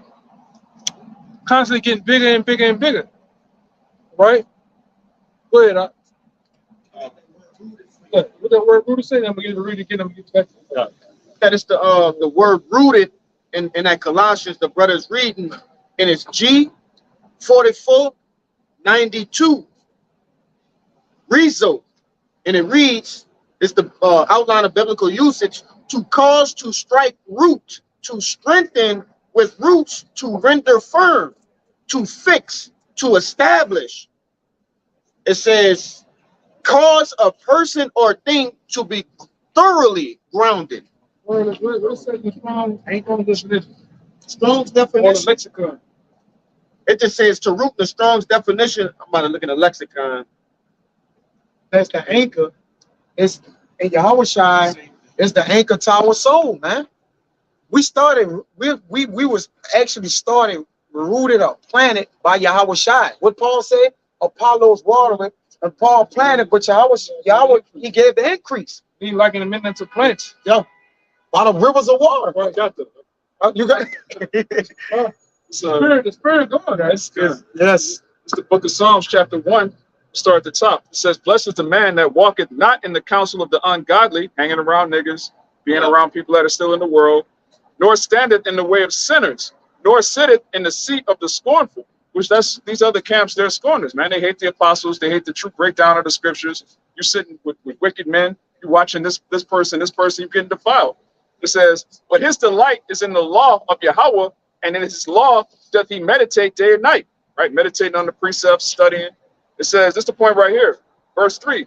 And he shall be like a tree planted by the rivers of water that bringeth forth his fruit in his season. So when you keep the commandments, when you constantly around godly men, and you stay away from niggas, it's like you're a tree being planted by rivers of living water, man. Yahweh Shai. And that's the best way to grow. Yeah, like certain trials we might go to where we have to apply the scriptures. Yeah, if it should be endless, they're playing endless now. You know what I'm saying? So they will be able to grow. You know? In Ezekiel 31, they use that metaphor about him being like Lebanon or the tree, or Adam was in 31. Ezekiel, about him being a tree that shrouds, he was over all the trees, man. And we planted in him. So we gonna be over all the trees, which are the other nations, but we still speaking about the sprouting and the growing of us as a nation, a small nation. Remember, we walked out of Egypt, what, 70 souls? Right? Look at the nation of Israel now. Into Egypt, my bad. 70 souls we left out. Numbered up. You got it. Sometimes you as that tree, you gotta give yourself a land sabbath your damn self. You ain't cutting yourself off from the world and giving yourself a chance to grow, man. That's happening. Because what happens with the land sabbath? You leave the land alone. Yeah. Letting whatever take course, man. Same thing with you being that plant. You gotta leave the world alone. You know what? Fuck it. I'm gonna give myself a year, 6 months, cut myself off from all distractions of the world, and see what happens, man. That's heavy. You gotta do that. That's heavy. Cause we trees, man. Right? Go ahead. Like I said, go ahead. I ain't gonna even go no more, brother. Go ahead. You got a precept, brother? Yeah. Oh, that's good. Verse 22 to 24, it reads that he put off concerning the former conversation, the old man which is corrupt upon to receive with lust, and be renewed in the spirit of your mind, and that ye put on the new man, which after Yahweh was created righteous and true holiness. So, when you get this truth in the beginning, you might have maybe ways, like Elvis said, you might eat bad Big Macs, fried and everything. Once you get firm in the truth, you start to do better, do better, get right, you hang around the brothers, putting on that new man the Lord wants you to be. You gotta chase after women, lust, the stuff you used to do in the world, stuff like that. You got. Because what happens as trees? What happens when you get around other trees? Actually, other trees give shade to help other ones grow, man. Right? That particular shade helps other ones grow bigger, stronger. All right, we are that actual fertilizer. All right, for each other, man. Can trees agitate each other? Yes. Like, yeah. Oh, con. I just wanted to make sure. Other trees that are diseased can give the next tree to them a disease. Con. You know? Right, man. I kind of thought that. I just want to make sure. So that goes until you as that tree, you gotta watch how you grow too. Because if you start to grow bad, you can damage other trees or other brothers around you, man. Watching what you do, watch what you say. The tree's got life in it. Yeah. So it's moving. Yeah, so there's a level of energy or negativity could be given unto you. Or like the brother said, it could agitate you or get you to what? Do something that's off. It's like the trees in the garden, man. What it did, it got the righteous man of Eve, all right, that serpent subtlety did that unto Eve, which brought the evilness into Adam, man. So those trees caused one other tree to go off, man. We them same servants in that vineyard working that garden. Yep, we was in it. So you gotta watch how you do that. We actually working that vineyard, man. Yep. So you gotta give a damn about everything around you. The vineyard, you gotta watch. Cause what happens in the vineyard? You got other type of insects come in. You got other type of what you pull up. Those things you pull up. Weeds. Yeah, weeds. That's a lot. Weeds. All those things, man. Yep. Weeds would be like the snakes. Sit down. Yeah. Gotta break that fallow ground up. That's why you see when the oxen is cloud breaking the cloud of the ground up, he he's separating things too also, man. Vines and shit. He's separating vines and different things so it could be a fertile ground, man. 'Cause we So didn't where it gotta blossom. this brother deal with this shit. We didn't deal with certain trees that got so many. I'm talking about vines so strong it's choking out the other plants and trees. You could then swing from them bitches like Tarzan. That shit the Tarzan ain't be swinging from. But it chokes out other plants, man, to where it killing off shit. You know, you gotta watch, but you as the brothers in the camp, you gotta watch for shit like that. You gotta watch for things other. We didn't have some characters come out here, bro. We didn't have some characters come out. And like the brother said, you meet some of the most beautiful brothers in the truth. You meet some of the most. I'm talking about. Really, you gotta look at them. They're the top grimiest guys in the world, man. To be a nigga in the world, you the top. You the top of the top, just like us. Whatever we was doing in the world, we was the top of that, and the Lord took us out of the world to bring us in here to be the top Israelites, man. All right? It is what it is. Shit, but a nigga in the truth, he top a nigga in the world, y'all. Yeah. Know? Yeah. Fuck that. Cause he know me, he nigga, I learned all the breakdowns. It just became a super nigga. That nigga metamorphosed into a super nigga. Now he a nigga over the niggas in the world, man. Here, a nigga with precepts. He wants to be over. They know him. He wants to really. That guy wants to be over Yahweh Shai, because it's not his show. Yeah, yeah. It's not his show. That's why I say it's not about views. It's not about subscriptions. It's not about that, man. It's about Yahweh Shai. Give Yahweh Shai the glory, man. It's all as plain as day, man. I tell you that in John 3 and what 30, that we must decrease and Yahweh Shai must increase, man. So if we planning this and the Lord is supping with us, man, we by default increase Yahweh Shai, because what? We coming with what? Paul said, be ye followers of me, as I'm a follower of Yahweh Shai. So as we decreasing, right, or losing over here, we're gaining and winning the Lord, right? So it go hand in hand, man. Yahweh Shai got to increase and we must decrease. John 3. You got it, bro. Y'all got it. Go ahead. Back up all the points y'all just made. This is John chapter 15. I'm going to start at 1. This is Yahweh Shai speaking. I am the true vine, and my Father is the husbandman. Come on. Every branch in me, hey, Yahweh by Hashem Yahweh Shai is doing us a favor. Every branch in me that beareth not fruit, he taketh away. And every branch that beareth fruit, he purgeth it, that it may bring forth more fruit. Now ye are clean through the word which I have spoken unto you. Abide in me, and I in you, as the branch cannot bear fruit of itself, except it abideth in the vine. No more can ye, except ye abide in me. Yeah, basically, Yahweh Shai is that planet, man.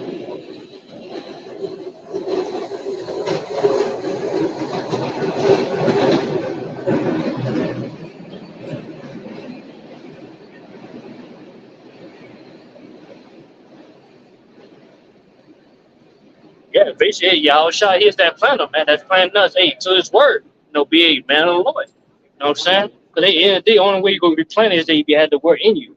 The Lord put the words in you, because if not, you don't have that root, yeah, you're going to be cut down, I just want to make a point, because that's heavy on what was said just then. Hey, it said that the branches that bear not fruit shall be cut off. And one thing that me and that brother do at work is, pretty much, if you see a tree that's a branch that's damaged, you have to pluck that. You have to take that off, because the tree is steady giving energy to fix that problem when it's never going to be fixed. So it needs to be cut off to give the other branches the necessary energy to bring forth more fruit. So, hey, that's beautiful. That's beautiful right there. You just brought up. Hey, the point you made, how you have to take a land Sabbath for yourself from the things of the world. What did it just say? Hey, that's like a dead member of the body. Some men be dead and they dragging the weight of the body. You gotta cut ties with that man, because he's bringing forth nothing if it's dead. Yahweh Shai say the axe is at the tree, at the root of the tree. I'm gonna get it.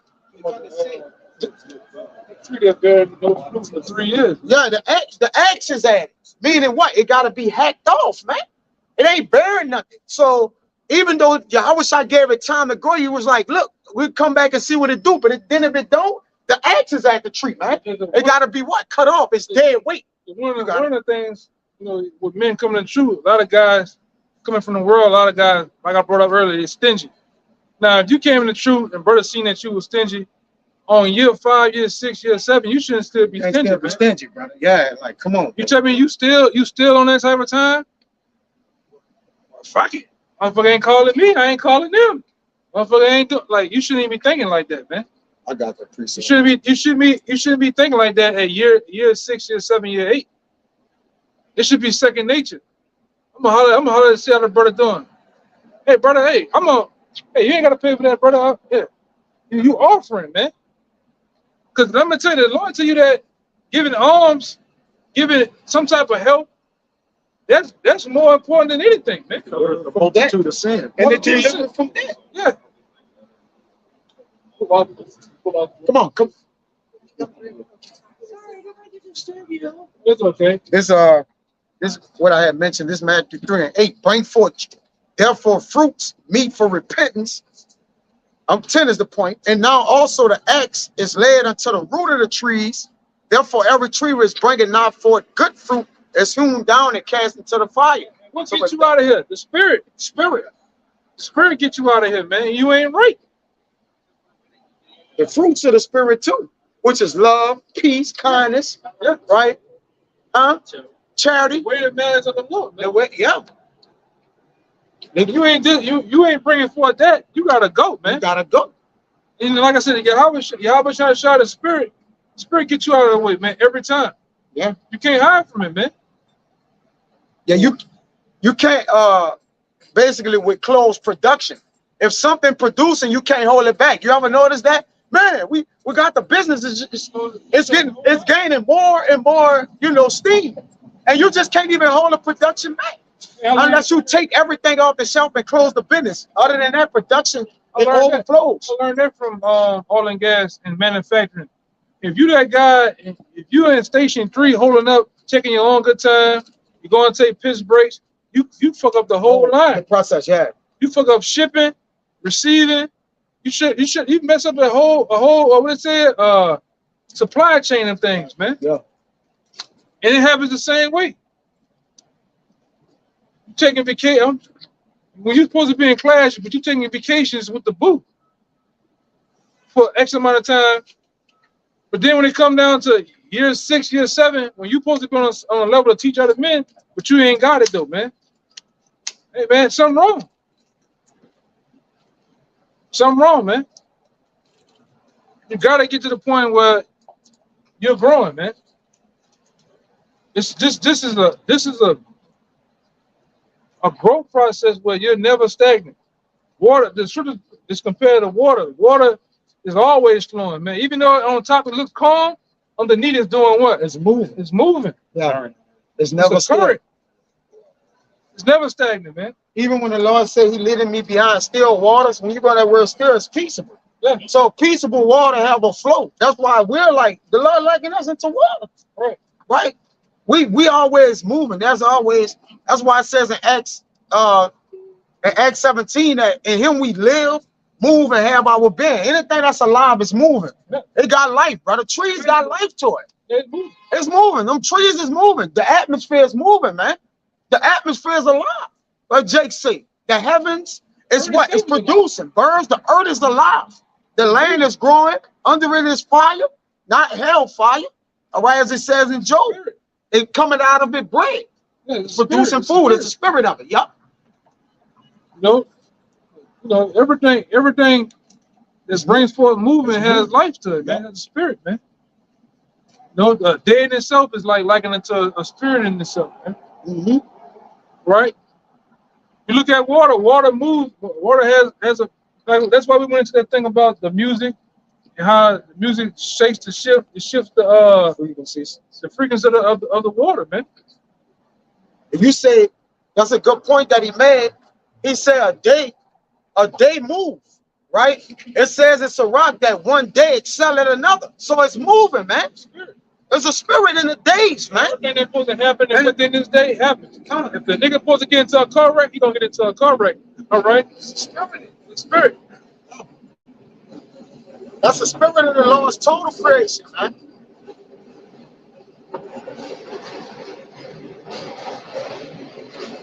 Everything happens in due time. Like we went into last time.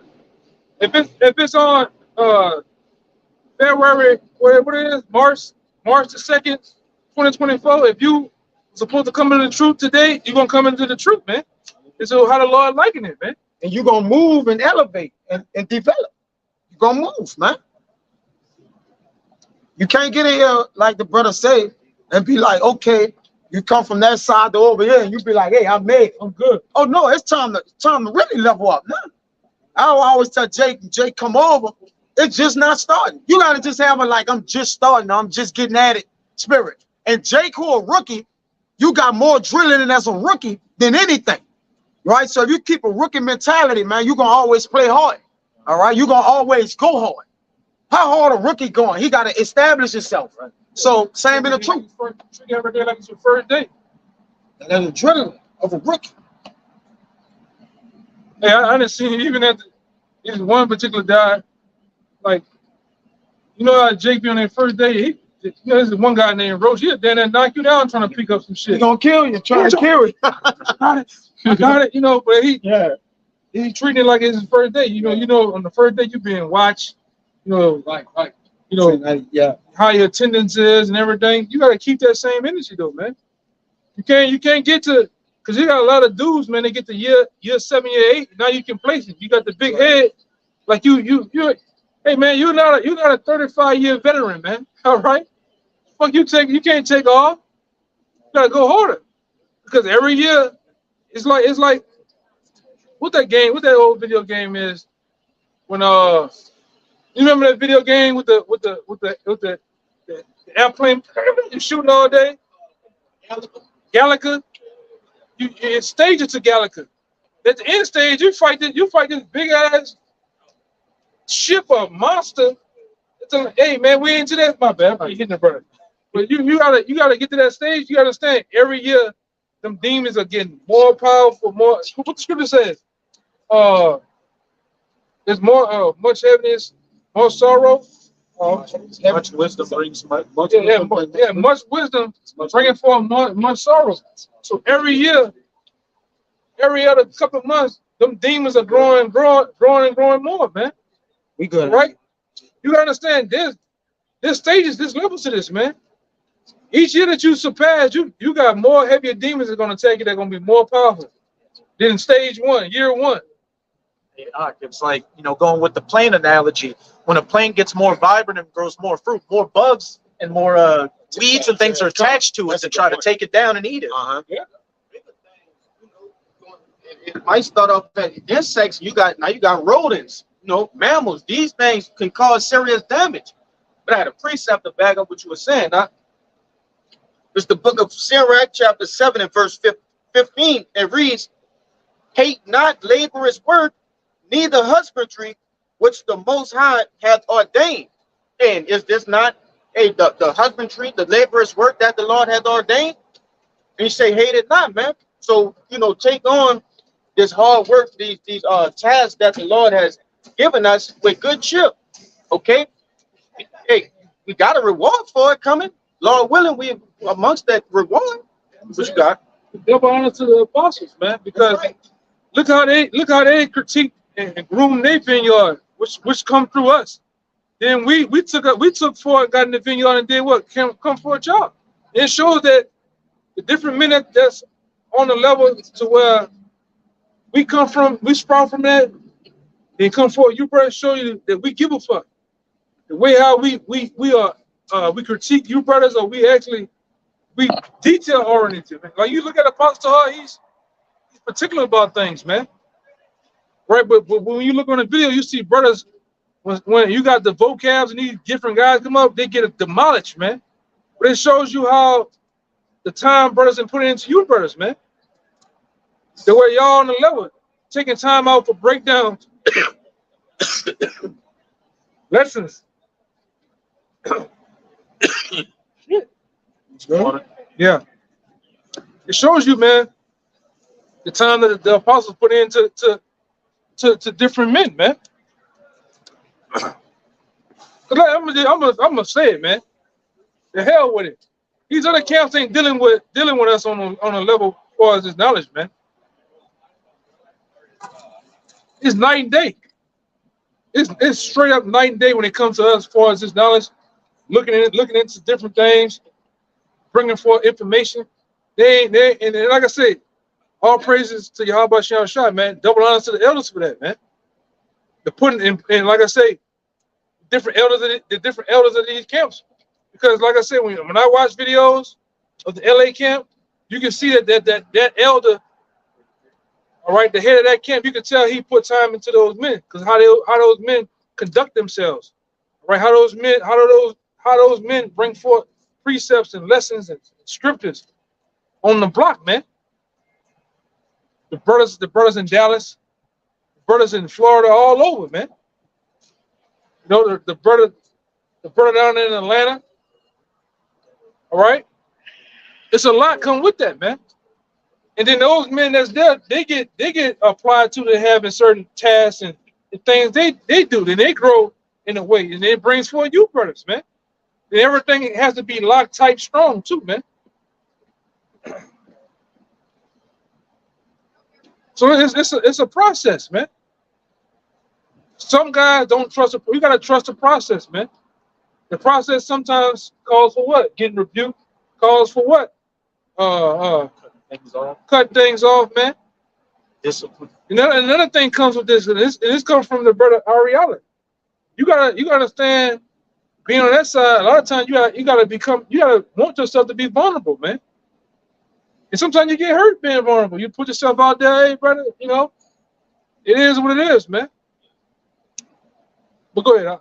Man, hard is vulnerability. But like he said, the elders and apostles taught men, the men under them, the 07 branch, and then the men under them 10 years later. Then you get down to us men, and then the men after us. So this is the process in which nobody left nobody behind must also continue with you. You can't lead like I got it. I can fall back now. Like, nah, that's not the spirit of the Lord. This is Rock 24 and 34. You got it. You gotta put yourself in a place. I must get this right now. Every scripture, every breakdown, understanding. It gotta be, because you gotta understand. I don't want to say this, but let's say the next umpteen years, however it may go down, you gotta be able to teach and teach men also. Teach men also, man. I got that. Imagine if you right now just bullshit not getting it. Yeah. Let's say hypothetically 5-10 years from now, you can't do nothing for them. You can't do nothing. Well, teaching them, man. You know? We gotta be able to get this, man.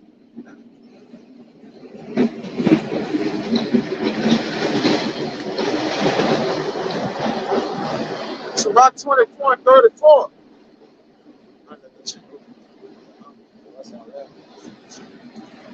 It says, behold, that I have not labored for myself only, but for all them that seek wisdom. Yeah, you want to say something else? Yeah. So in Sirach, he's saying, look, we ain't labor for ourselves only, right? It says it's better for a man to hold back his folly than to hold back wisdom. Yeah. Or let it Yeah, he that is better. He that hide his folly than hide his wisdom. it's better to show forth folly than hide your wisdom, man. You see? Basically to build food. It's better for you to build food than to hold back this wisdom. Because it ain't for you. It's for the gathering of the nation and the king. It's for the gathering of the kingdom of heaven. So how then do you hold it back? Right? Oh, I got it. Like you say, oh, I got it. Go get it for yourself. Like what? The Lord is giving it unto men so they could give it unto men so we could gather the elect men of the kingdom of heaven. That's just what it is. You got it. So you holding this truth for yourself. You see what that happened with the guy with the talent, treasure. Yeah, you're holding up the treasure. Hoarding. And you gotta be able to, just like I always say, give it up. Putting it out there like a buffet. You know, when you go to a buffet, you see people behind the counter. What you want? Mashed potatoes, peas, corn, and they scooping it. At some point, Those meals were scooped to you by who? The apostles. They get to a point once you sit down and eat, you enjoy your meal. Guess what you got to do? You got to get up and go serve behind that counter too, man. You gotta go. Yeah, It's a revolving door. It's a revolving door, man. And like I said, and the Lord give it to you on based on your talents. This brother might got 5 talents. This other brother might got 3. I might got 2. But I gotta work them 2. Them 2 might turn into 12. Them 12 might turn into 20. But you gotta go out here and get it, man. All right, you might be a brother that's based. You might love the parent pieces of history. Work that motherfucker, man. You gotta work it. You might be a brother that's held into precepts. That brother love words, the etymology of words. Work it though, because that challenge you got elevates another man. He might not be big into that. Oh, know about it. Some brothers are balanced all across, but you gotta work what you got though, man. I don't want to bring it out, huh? Brother, you gotta. I don't want to bring it out. You gotta get out there, man. You gotta take the bull by the horns. And like I said, that first time in that particular seat on that altar, brother, yes, it makes your heart beat fast. That shit nervous. But you gotta get out there though, man. You gotta get out there. Go ahead. I can add to what the brother's saying. If the Lord gave you this oil, you got it? It's the 21. Yeah. If the Lord gave you this oil, it's your job to empty out all you got. And Zechariah, read it. This is the book of Proverbs, chapter 21, verse 20. It says, there is treasure to be desired in oil in the dwelling of the wise. Yeah. But a foolish man spendeth it up. So that's oil. The Lord giving us an infinite amount of oil in these scriptures. All right, we're getting this wisdom and knowledge and all the knowledge this brother got. We got that we have gotten of the Lord and for the Lord. All right, it's our duty to produce that oil at what rate the Lord give us in according to our spirits. In Zechariah 4, it says the 2 olive trees that empty the oil out of themselves, man. This the oil of the Lord. All right, it says let your head lack no oil or no ointment, man, and keep your garments white. This part of teaching and preaching in the word, man. All right, this is part of this letting this oil. The 5 foolish virgins, they kept their oil. All right, but when you got oil, you got to give it out, bro. This ain't for you. It ain't for you. We're borrowing what the Lord gave us, man. All right. It says in Proverbs 11 that you gather up. You got to basically give off all you gather up. Get that in Proverbs 11. I believe it's 11 and maybe 25 or something like that. 24. A man that gather it all, he lose everything. He ain't leave nothing left behind. And anyways, everything you learn, it's for to give it out. It's you learned it. The Lord gave it to you. So it says a man can receive nothing except it be given him from the heavens. So if you got it from the heavens, you got to give it to the men and earth. What are we doing here? Go ahead. Got it? Yeah, right there. Yeah. Hold on, let me get this right quick. Yep. 25. Yep. 24. This is Proverbs. My favorites. Go ahead. Proverbs 11 and 24. Go ahead. It says, there is that scattereth and yet increaseth. Right. How can you scatter and increase? When you scatter, you're diminishing out or you're letting go. So there's no way to scatter something and increase. All right, except we give out the word and then the fruit of the Lord is increased. This is how you bring the men of the body out. If we weren't teaching the word maybe here in New Orleans, then this brother might have never heard it. Even though he may have heard it from somewhere else, but just generalizing it, he may be like, well, ain't no camp here. I could just have the word and teach at my house to my grandma and my little nephews. What are you talking about? You got to go to the water gate. You got to go and present yourself and make your body. You got to go and tell the people. All right. In the what? In the congregation, in the marketplace, man, in the agora. You can't hide in the house or in your own favorite place and teach this, man. Go ahead. Even the example of our biblics, like being like, if we just hold it all the way they had to themselves, none of us would never have this wisdom and knowledge. That's a good point. What if our biblics is like, man, I ain't going and tell them the Lord coming, or I ain't. Hey, the hell with Israel, right? Or join, to speak that the Lord is coming, man. Elijah coming back, you know, through reincarnations of warning and getting our people woke, all right, for the waking up. Okay, we was woke up by other men. Remember that. It wasn't of you. The truth said it's not of you, but it's of the Lord. But go ahead, brother. It says, Proverbs 11:24, it says, there is that scattereth and yet increaseth. Come on. And there is that withholdeth more than is meet, but it tended to poverty. So when you get a talent and you withholding this knowledge and wisdom, it's going to tend to poverty, man. All right? Jake scared to bring his talents to the forefront. And you can't tell yourself what you're going to be in the house of the Lord. Hey, man, I'm just a helper. Hey, bro, you can't, ain't no, when we came up here, I ain't know what I was going to be. I just came out here on a limb, brother. Like, man, look, I got the word. I'm just about to go start talking, man. And, let everything come to what? Let every chip fall where it may. I ain't never knew what I was going to ever be for the Lord. When the Spirit of the Lord got on me, brother, I just started talking, brother. I couldn't keep myself, right? And then the Lord, you know, get you start to learn order. You start to deal and know, okay, this is how you serve me, right? You start to get amongst men who know how to serve the Lord, that went through the same experience you did, and then he start to teach you order. Like, hey, man, we know you love the Lord, but hey, bro, you can't do that like this. You got to do it like this. This is what thus says the Lord, man. Go ahead, brother. Verse 25, it says, the liberal soul should be made fat. The liberal, all right? To liberate or to make free, all right? You got to make this thing free. Go ahead, brother. The liberal soul shall be made fat. Come on. And he that watereth shall be watered also himself. So if you ain't watering, you're not going to be watered. Jake, when I ain't growing, bro, well, you not watering. Like, if you watering the Lord by default, he's a man of balance. The Lord said this, I'm going to balance you out and let you water too. Like, if you're watering, I'm going to give you water, right? You get what you put out. You're going to get what you put out. You need more water to continue to water. Yeah, because you're giving the water out, right? And that's why he said drink water out down on cisterns, because the only way to keep that fountain of living waters, which is in us, is the what? Give it back to those who can reverse the water back, man. Because you men on the outside that's getting it, right? Y'all keeping us thirsty, right? And get Proverbs 25 and 25. Baba Gershon, let's on a fast, all right? Because that water, which we like recycled water. And that's what water does. It recycles. You ever notice there's an infinite amount of water? It's recycling itself. Water don't run out, brother. It comes down and go back up, man, but it's the same water. It's receptacles. Like it's received and put out. It's a receptacle of waters, man, that the Lord have introduced to us, man. Come on. You got that Proverbs 25. Let's get it. This is Proverbs 25 and 25.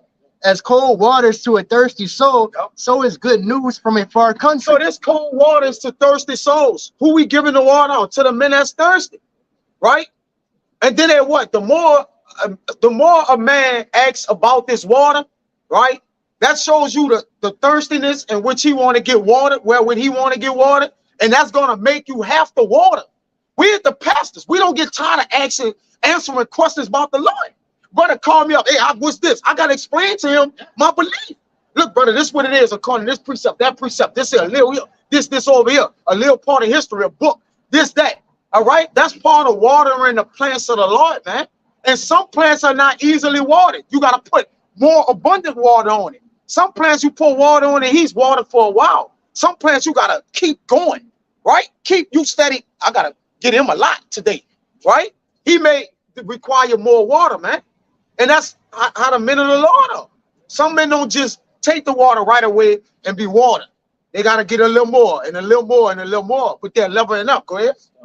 This is Proverbs 20. It's like Proverbs 11 and 20. You got it. 26. He that withholdeth corn, the people shall curse him. Right. He that withholdeth corn, the people shall curse him. All right, go ahead. But blessing shall be upon the head of him that selleth. Blessings is on him the head that's selling it, man. It's the corn. All right. If you don't sell this corn, you give it out. All right. You don't give this corn out accordingly and sell it the way you're supposed to sell it. Meaning what? Giving this wisdom, knowledge, and understanding to other men that need it. Okay. Then the people gonna curse you.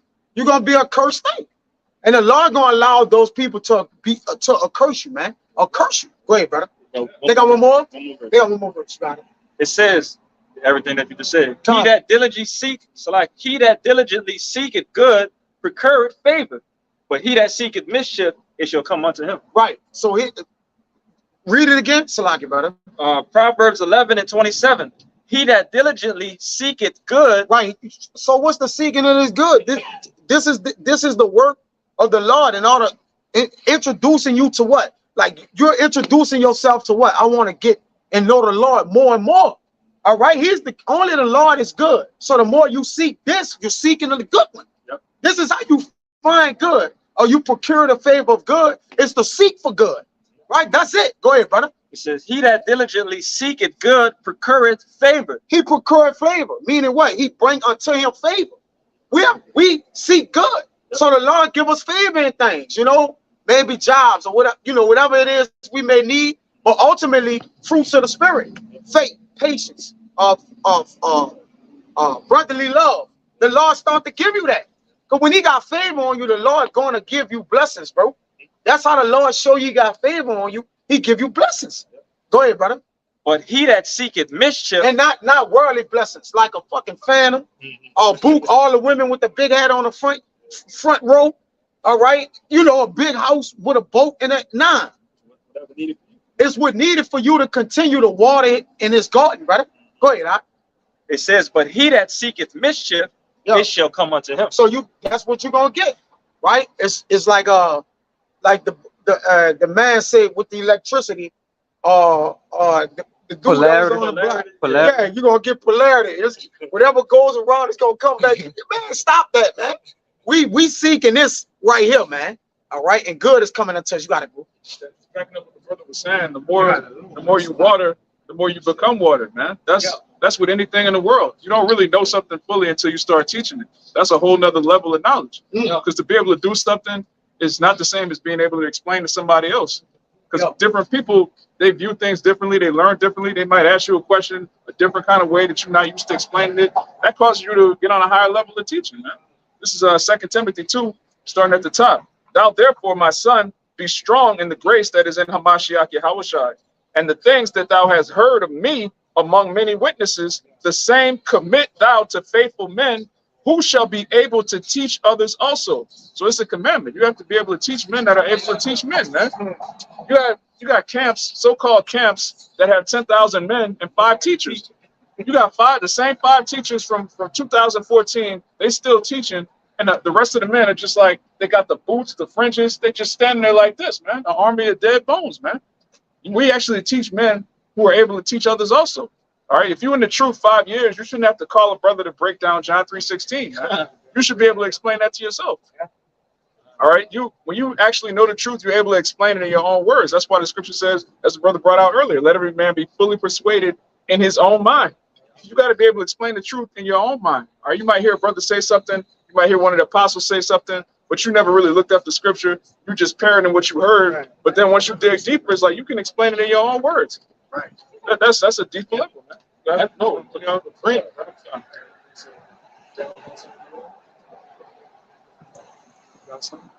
Hey, you've got that instance with that Ethiopian eunuch in Philip. Yeah, perfect example right there.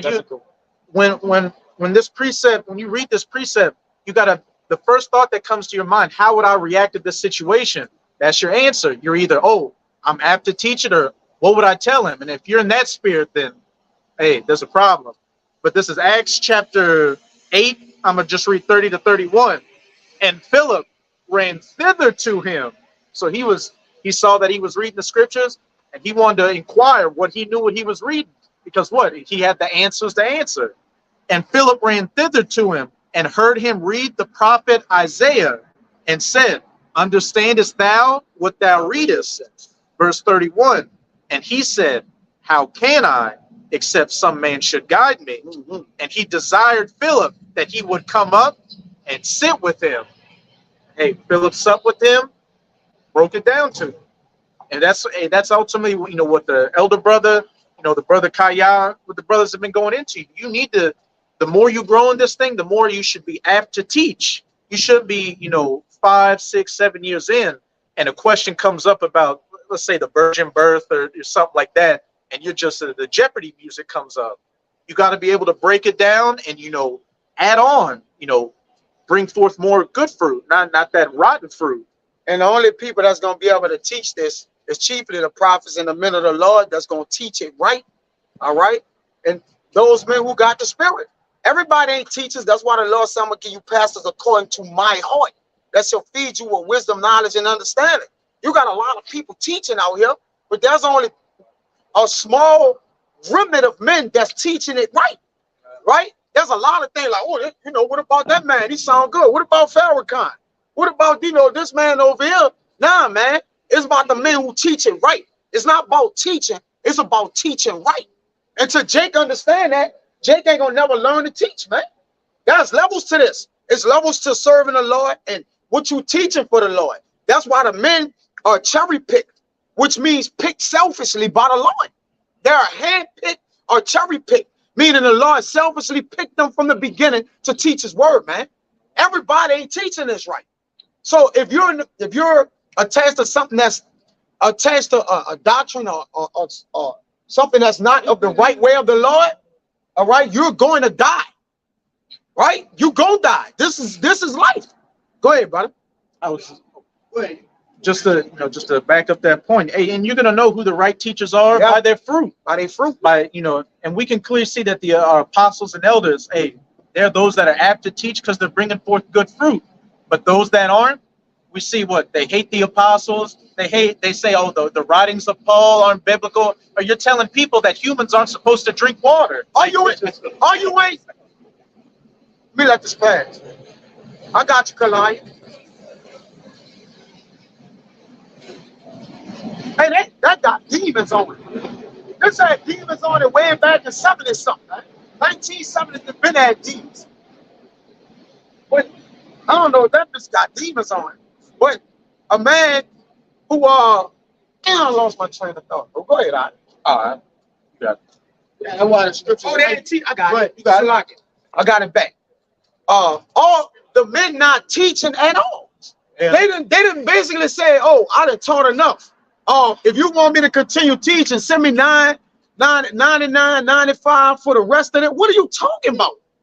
Right? The men of the Lord got to teach until he make their tongues cleave to the roof of their mouth. The instant in season and out of season. You're going to see the teachers of the Lord, they ain't going to be removed in the corner no more. And they ain't going to be able to stay themselves.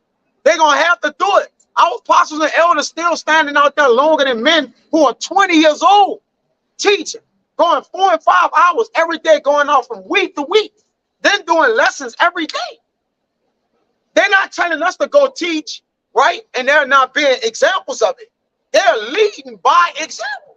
So then you start to wonder, okay, these offshoot camps and different camps, you don't even see some of them until it's time for some filing to jump up.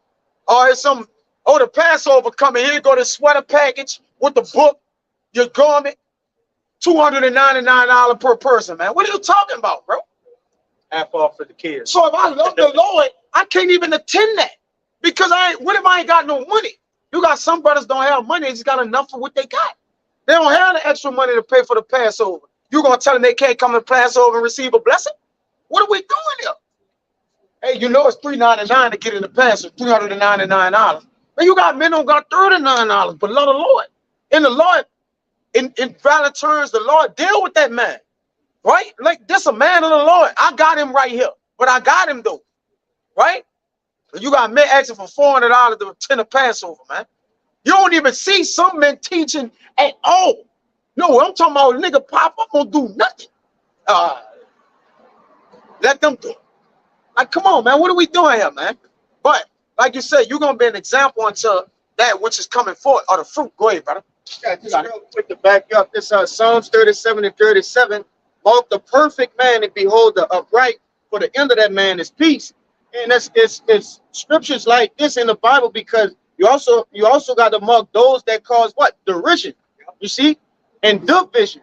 Hey, there's scriptures like that for a reason. You know? And it's guided to whom? To the elect. The elect got to mark the perfect man. For what? To follow after that man's footsteps, his example. You see, because ultimately those that he is watching, they're doing what? following Yahushua's footsteps. So you've been, and it says what? The end of that man is peace. You see? But the end of the man that causes derision is what? Fire and brimstone. You know? What you got? I just wanted to bring that up real quick. Yeah, that's a token. A mark is a token. So the men of the Lord is a token. It says, "Thine eyes shall see thy teachers." But Jake's seeing all kind of things. And again, a man who know if something is right and they're looking at it, why look anywhere else? What are you doing now? Oh, that is right, but you know, I just want to see some of this. Nah, man, just look. If you, case in point, if you see Yahushua and you notice Yahushua, why would you look at anybody else? What are we doing here? What are we doing? Even David saying it in so many words. All the days of my life do I desire to sit in the house of the Lord to behold thy beauty.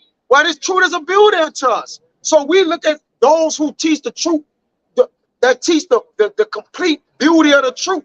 And something that's beautiful, your eyes can't come off it. Because Jacob look at a beautiful woman all damn day. Say, bro, buffet about it, bro. See, Jacob analyze it and break it down a million ways. But what? His eyes gonna be whole at like, man, I'm looking at this thing. He done looked at it so many ways so he could break it down in his sleep. Go ahead, I Precept to back up this. You want to hold on? You want to make a point? So I'm just saying, like when Yahushua offended the people that didn't really believe, he's like, "Are y'all gonna leave too? Where I'm gonna go? You gotta go.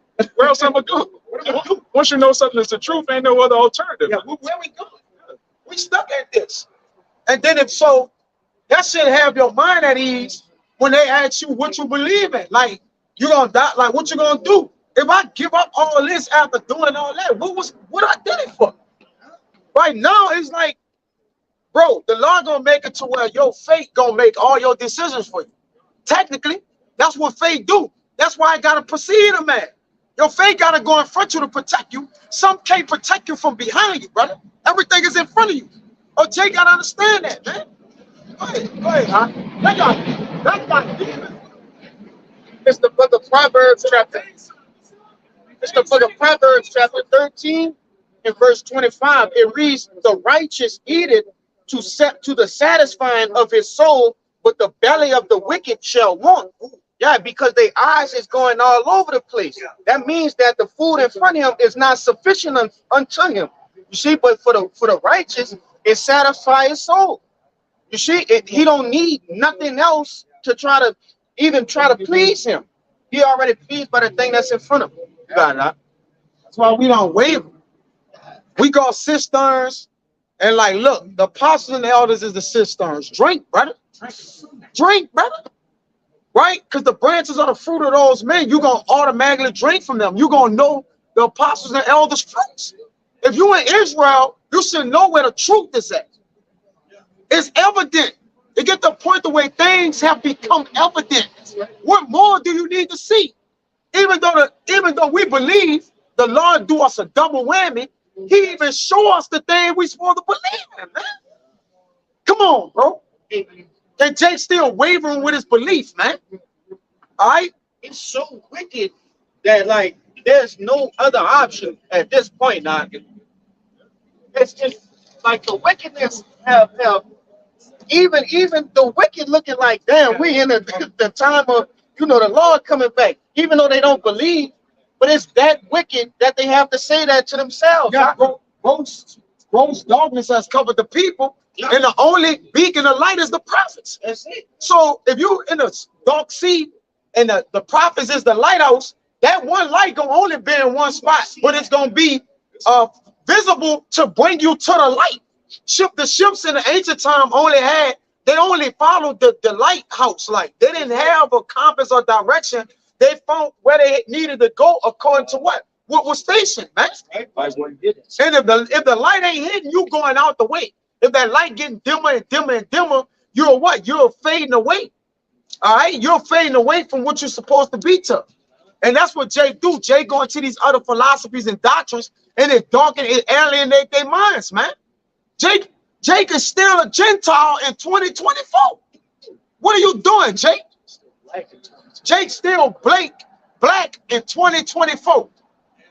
Jake's still a Christian or Baptist in 2024. Man, we Israelites, man. What are you talking about? Jake ready to vote for Trump in 2024. You done been completely alienated from your citizenship, which is in Israel, man. You're an Israelite, man. Ain't God love you, dummy? Go ahead. And only you. Come on. The book of Isaiah, chapter 6, Jake be being a stupid dummy, verse man. 1. Arise, shine, for thy light is come, and the glory of Yahweh is risen upon thee. For behold, the darkness shall cover the earth, and gross darkness the people, but Yahweh shall arise upon thee, and his glory shall be seen upon thee, and the Gentiles shall come to thy light. That's plain, man. Yeah, so Yahweh shines that light. He's the light shining in the dark. You got that? Yeah, go ahead. It's the book of John, chapter 12, verse 46. His red letters, Yahweh says, I am come a light into the world, that whosoever believeth on me should not abide in darkness. Right, and that's what happens when you don't believe in Yahweh. You abide in darkness, man. This world, all the philosophies of this world lead back to what? Idolatry, simping, adultery, and just stupidity, man. Yeah, that darkness represents like ignorance. That's what I mean in the Greek. Yeah. You know what I'm saying? So basically, like, you're ignorant to everything that's going on around you. But yeah, like us, we have that light, and we know everything that's going on around us. You know what I'm saying? Got a precept on it out. That's right, yeah, you got one. After that, brother. This is book of St. Matthew, chapter 5, verse 16. It says, red letters, Yahweh Shai speaking, let your light so shine before men, that they may see your good works and glorify your Father which is in heaven. Yeah, it's bringing the point there the brothers making earlier, like, hey, we got this wisdom and knowledge, hey, supposed to, hey, preach for it. You know what I'm saying? So hey, by us having that light, hey, we showing to the people that showing, hey, let them know what's going on. You know, that's what that light represents. Yeah, 14. This is the book of St. Matthew, chapter 5, verse 14. Again, red letters, Yahweh Shai speaking. It says, ye are the light of the world. A city that is set on a hill cannot be hid.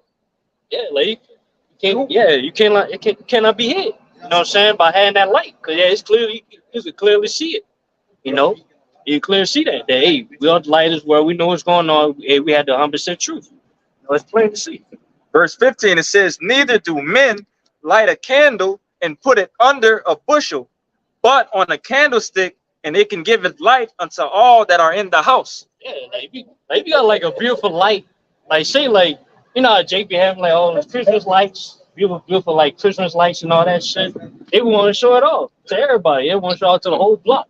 So saying, put a cover over that shit. We just talking. What's the point of the lights on the inside? Yeah. Put them on the outside. The entire purpose of light is to illuminate. Yeah. You don't buy lights to just hide them somewhere and never turn them on. Put them in the closet. All the lights in the closet. You got a They big on, closet. but they Close the door. You got a giant light bulb collection in your closet. You flip the switch and then close the door. That's bugged out. Come on, man. Open the door, I can get you. Yeah, it's just like that book, that Jamaican book you open. Oh yeah. The light shine forth. When you wearing a red Adidas tracksuit. Come on, man. Yeah, that's why hey, we showing that light. Which is his word. So hey, to let our people know that hey, who they are and what's going on out here, man. And the wickedness that's going on. You know? Verse 16, it says, let your light so shine before men that they may see your good works and glorify your Father which is in heaven. And they don't mean to brag and boast and put, oh, I got all this wisdom, or show yourself as this great person. Because as the Lord make a poor man rich, right? A rich man poor, he can make a wise man a fool. A foolish man wise. We seen it. We have literally experienced, we done been by people, but we saw the Lord just make a wise man a fool. Because when the Lord, that's why David, we always pray the precept, don't take the Holy Spirit. So, right. So when the Lord take the Holy Spirit from you, if you was once a man that was being wise and teaching others also, now you are no longer doing that. You're a fool now, right? The fool that said in his heart, there's no God. You could come from praising the Lord like me right now today, right? Praising the Lord. And then tomorrow you could be a scoffer. So that, again, it ain't of us. And that's why we get and that's why we give all the glory to the Lord, man. We can't have no light except the Lord shining through us, right? Except he bless us with the assistance of the Rakakwadash, endowing us with the Holy, the Holy Spirit. All right, we can't do nothing. All right, unless it be dark. Because before we had this word, we was all dark. You might think you was enlightened or illuminated. Man, I was in these books. Like you bought through the books on the book of the third generation of Adam and Eve after they survived the attack from Satan. Like what are you talking? What are these books? The rest of Abraham. What are these books, man? They had the book of Abraham Lincoln. The book of Abraham Lincoln. What are you? This shit on the bed. Yeah, they're all kind of fucking names. Enoch. Look, he ain't wrote that bitch. What the fuck wrong with that? The full book of Dan. The full book of what the fuck? Brother, we don't got that. Where you get this book from? It's called the Third Testament. We have the book called the Third Testament. Where's that one? And it's serious too. Very serious. And you're like, see, I'm wide. And when you be a wide range person, like Yagan always say, don't you see deep? You go too damn deep, you're gonna lose your damn self, man. You're gonna drown. If you jump in water so high, brother, you might drown. Right? You gotta keep it simple, stupid. Keep it simple, stupid. Kiss it. You got it. This the book of Ecclesiastes 12 and 12. It reads, and further by these my son be admonished of making many books there is no end, and much study is a weariness of the flesh. And that's why the Lord said in Isaiah that none of these shall want the mate. If listen, me personally, those other books are okay, right? I wouldn't be telling the brother, hey, beware. But for the most part, I need to learn this, right? This is going to have my attention more than anything. Moreover, you do look into other things that confound those things which people are going to bring with other books, and you do educate yourself in other areas. But when you're not planted, all right, and you're not strong, brother, I admire his brothers say, hey, bro, just leave that alone right now. Learn this, please. And then there's a time in which the Lord will have you deal with those things. But until then, just chill. Yeah, you're not of the full age right now, man. You shouldn't be. You're a brother that's your first year. Whatever. You shouldn't be dabbling into these other books and shit, man. Kim and shit, like you're not strong enough to decipher what's meat and bones with certain stuff, man. You need to leave that alone for right now. Because like I said, those same things you attempt to study, it take you out. Yeah. And like I said, I just seen guys that one time they was looking like they was on a level, and then all of a sudden the flat earth doctrine took them out. Well, clearly the scriptures tell you that the world is round. It's a sphere. It's a globe. But yet those things will take you out, man. And you know damn for sure. I done seen guys get bugged out on Revelation the 9th chapter, which is there's no reason to get bugged out. But they get bugged out on it. They get to telling the elders that they wrong. These men have been around in almost 40 plus years. I'm talking about they were studying books this thick in the library. It wasn't no Google. It wasn't no Wikipedia. It wasn't no Bimbo, Yahoo. It was before the computer. Duck, what a go-go duck, what it is? Duck go-go. It was before that. It was in the libraries getting these books. But yet they wrong, man. Come on, man. These men searched hard and diligent to find out if these things be true now. And they came out to be true. How come you come around 2023, 2024, they wrong? Something wrong there, man. But you gotta, what you holding something? Yeah, First Peter backing up that point of like you said, reading them other books. You could get you could get something out of it, but if you're not ready for it, it'll definitely fuck you up. Yeah, you going into the Book of Mormons or the Book of Mormons. So you gotta understand what you're looking at, man. That guy John Thornton, I think his name was John Smith, John Thornton. What his name is? Joseph Smith. Joseph Smith. That guy telling you a curse because you got black skin. If you're not well rounded, you'll start believing some of that shit, man. Well, maybe I am cursed, huh? But the Lord. What are you talking about? What his name with the structure of the heads? We going? No, Yaganai. He's talking about Johann Blumenbach. Yeah, that say, he was basically saying you're this or that Oh, from you the talking shape about, it's been a while since we Phrenology, which is the study of the skull. That's basically you talking about brain. no, it's in my tongue. No, it's in my tongue. No, not the Darwinism. It's the other guy. It's Darwin. No. It's not him. It's damn, but it's been a while since we kind of touched it. But like the brother said, Jay gotta understand the balance, because you could get a whole lot of nothing. I'm aware. Jay don't know that dude. Jay could be like, oh, I've been reading all that. You could get a whole lot of nothing, and then you could get a little bit of a lot. Like seriously, you're like, man, I learned a whole lot out of little chapter. Johann Blumenbach. He did the study of the Mongoloids. The Mongoloids, that's and all that bullshit. Negro. Yeah, if you of this line of these people in the nation, that should have taken you away, man. You know how niggas be having that acorn at the back. That dump truck at the back of the Yeah, you got the acorn. Yeah, you saw it. Bullshit. You know? You got dents in your forehead. Yeah, you just this bullshit, man. That Hemite, two what it is, that Chrysler 300 dent right there, that look like a Corvette right here. Oh, that nigga, he'll kill you off, man. Yeah. You know?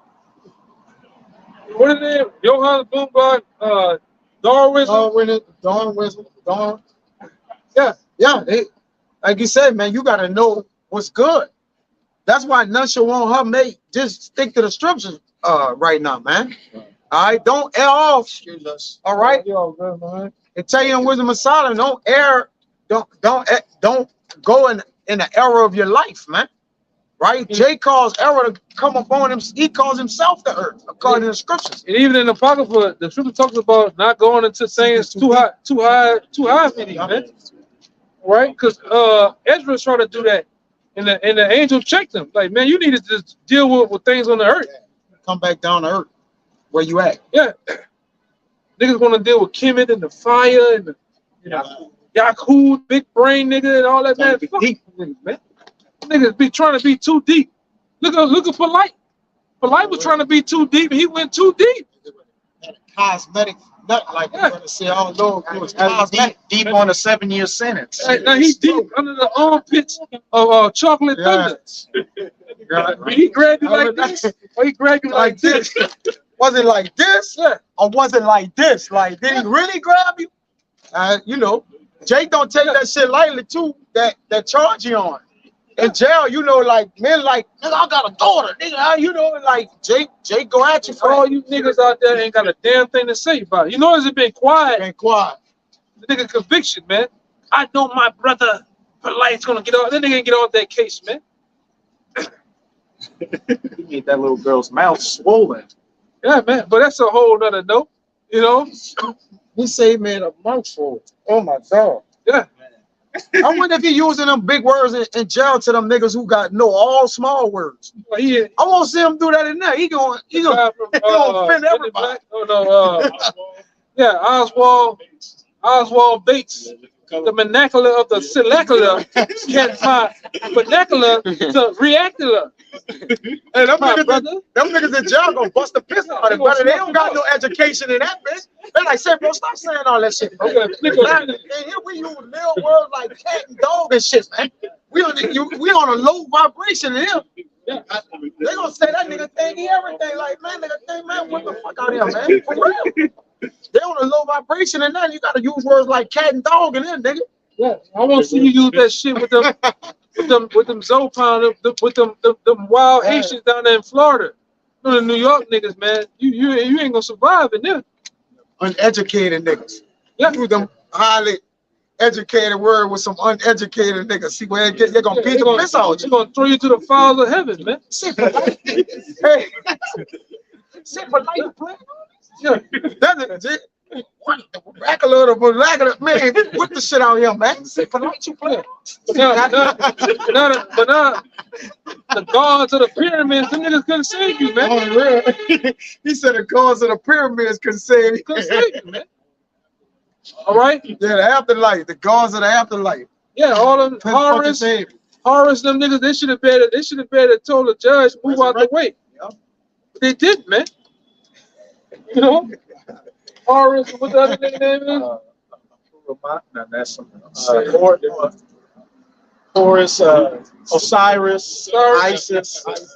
Hey, then when it was, it should have been in the, it should have been in the, it should have been on the side of the judge. Yeah, it should have been in the crowd.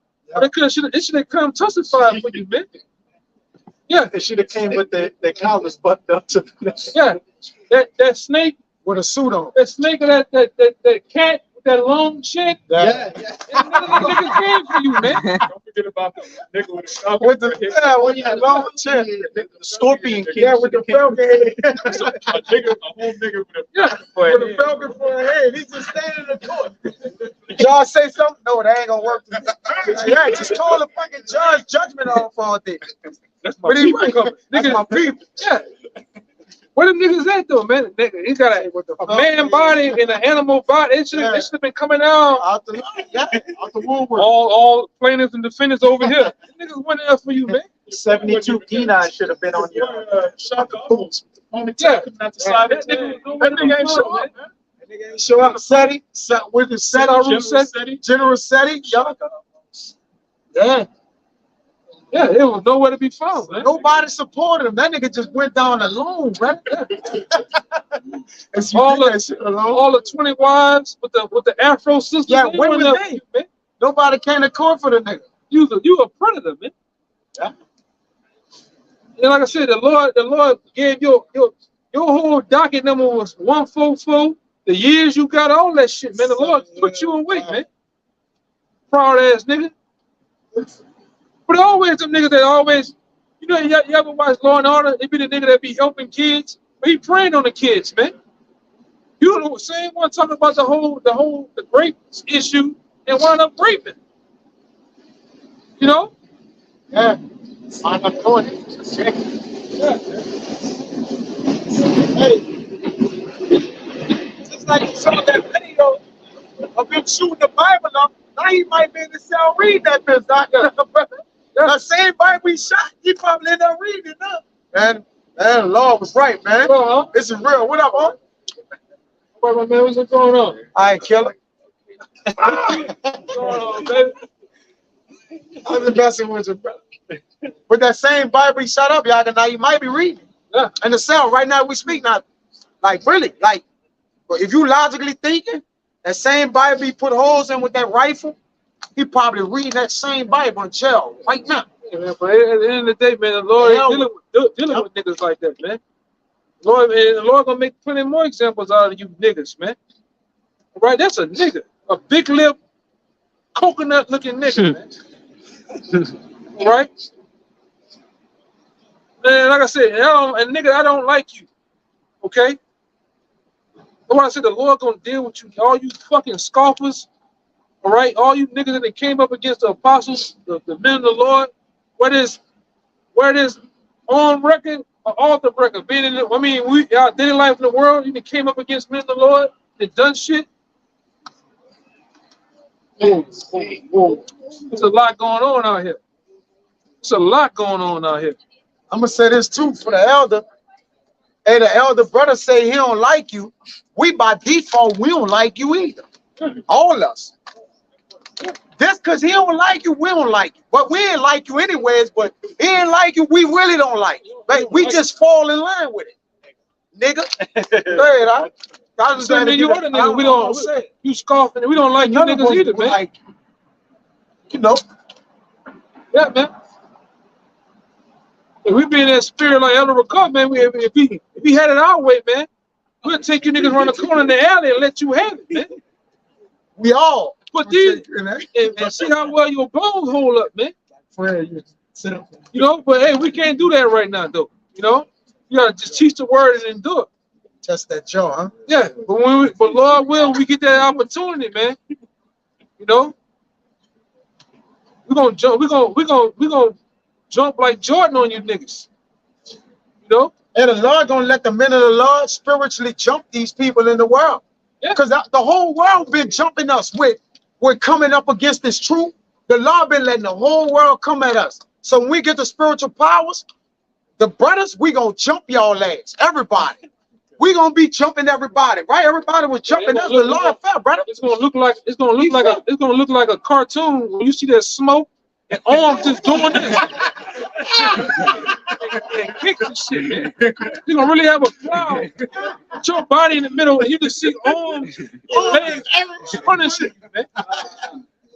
Shit. At Mach 5 speed. Yeah. At Mach 5 speed, because we're gonna have them spirits on us. It's gonna be going at Mach 5 speed, man. That's gonna come in your ass, man. You're gonna come out flat like a sticker on the ground. With a bunch of hickeys and shit, man. Yeah, Jake. Yeah. Go ahead, bro.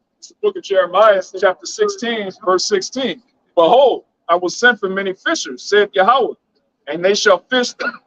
Did that not happen? Did the Lord not establish fishers across the four winds, fishing men? So he did that, all right? And after will I send for many hunters, and they shall hunt them from every mountain and from every hill and out of the holes of the rocks. So if the Lord set up fishermen, He's gonna set up hunters, man. He's not gonna tell the truth about one part and the second part of the precept. No, I ain't gonna do that part. It's gonna happen, man. Going back off what you were saying, brother. It's Micah 5 and verse 8. It says, the remnant of Jacob shall be among the Gentiles in the midst of many people, as a lion amongst the beasts of the forest, as a young lion among the flocks of sheep, who, if he go through, both tread down and teareth in pieces, and none can deliver. Yeah. So that's Lord, real quick. Hey man, I'm in the spirit of like Apostle Hall said back then. We're gonna for the record, we know we're gonna get Esau's ass, but 2/3 of you niggas, man, we're gonna jump over Esau to get you niggas, man. All right? Serious shit. We're gonna jump and like the other nigga down there, Mo 3 or Mo 4. Oh, I want that nigga too, man. Niggas want you, man. I want your job. You know? He might just whoop a nigga like that, like your boy, you know, had that jawbone. Samson. We might just do that with the Bible, man. Just break a lot of you niggas up with a metal Bible, man. A steel Bible. Come on, with the word living. Yeah. Yeah. With the book. Yeah. We're gonna spiritually jump them. Yeah. We're gonna spiritually jump we're gonna jump the whole world. Yeah. Everybody in the world. Bust your hands to the white meat, man. Yeah. Man, Bust your stomach. Yeah. to the white meat. For real, brother. That's an inside joke. Oh man, brother. Brother in the live, brother. Oh my God. Yeah, man.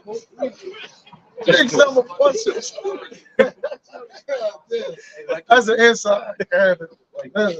Like it's talking about something else, but as it says in 2nd Esdras 15, and blood shall be from the sword unto the belly. Yeah, man. The Lord gonna let us cut loose out here like that angel cut loose when David did the census. We're gonna cut loose out here, man. You know, and we're gonna be a terror unto Babylon too, man. The Lord really let his men. I mean, really let us go, man. We're gonna go. Sharp threshing instrument. Yeah, come on. In the kingdom, and you brother should have the same mindset. I won't have my hands on everything that get killed in the kingdom, brother. Meaning I won't be a part of that, saying I had my hands involved in that, man. Yeah, that one's for me. Man. Yeah, that one, you don't want to put your hands on everything. What that's dealing with judgment against that which came up against us, man. You should want to be a part of everything. You should want to miss nothing, man. You gotta say that's a righteous thing. That's a righteous thing to recompense them that trouble. That's a righteous thing. The whole world troubled us. Yeah. You want them Hamites? Oh my Lord, do you want me to kill him? I got him. Kill you. Give it here. They're gonna do one of them trots like you know how your boy Troy did that trot? He did a Euro step. Euro. Oh. You put some shit this long through that boy's shit to the other side of him, man. And see, man, there's gonna be a lot of righteous kills in the kingdom, man.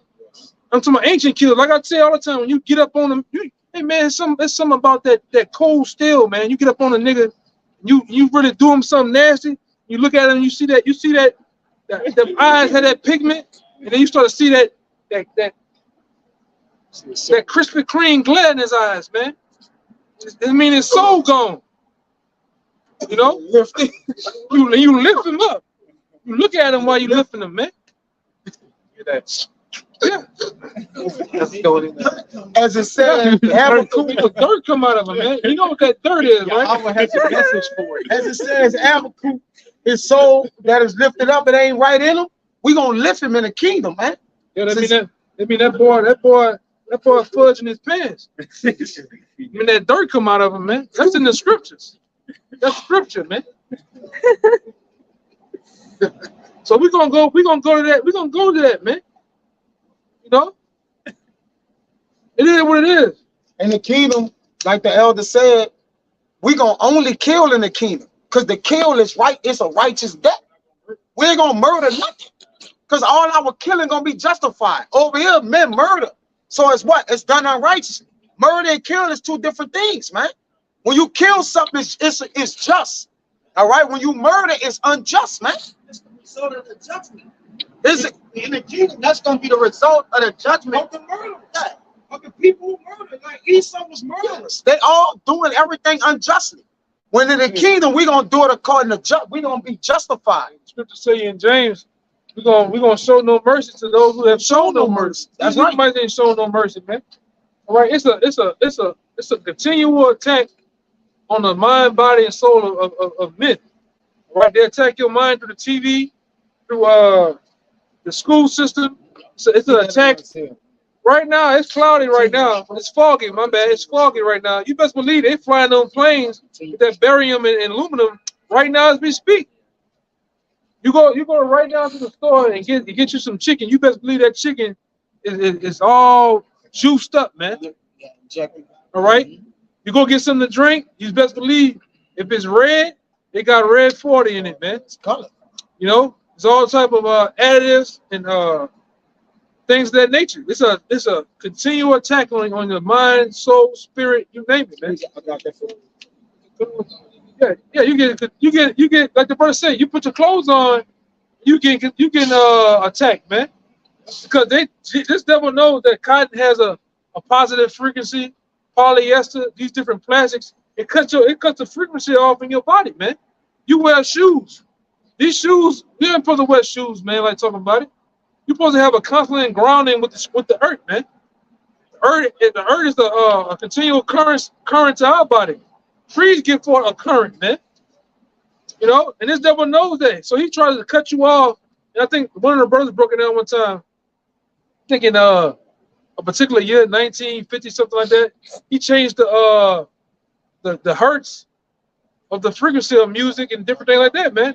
He turned it up a little bit. Yeah. Yeah, the elder. Yeah, which is true. Which is true.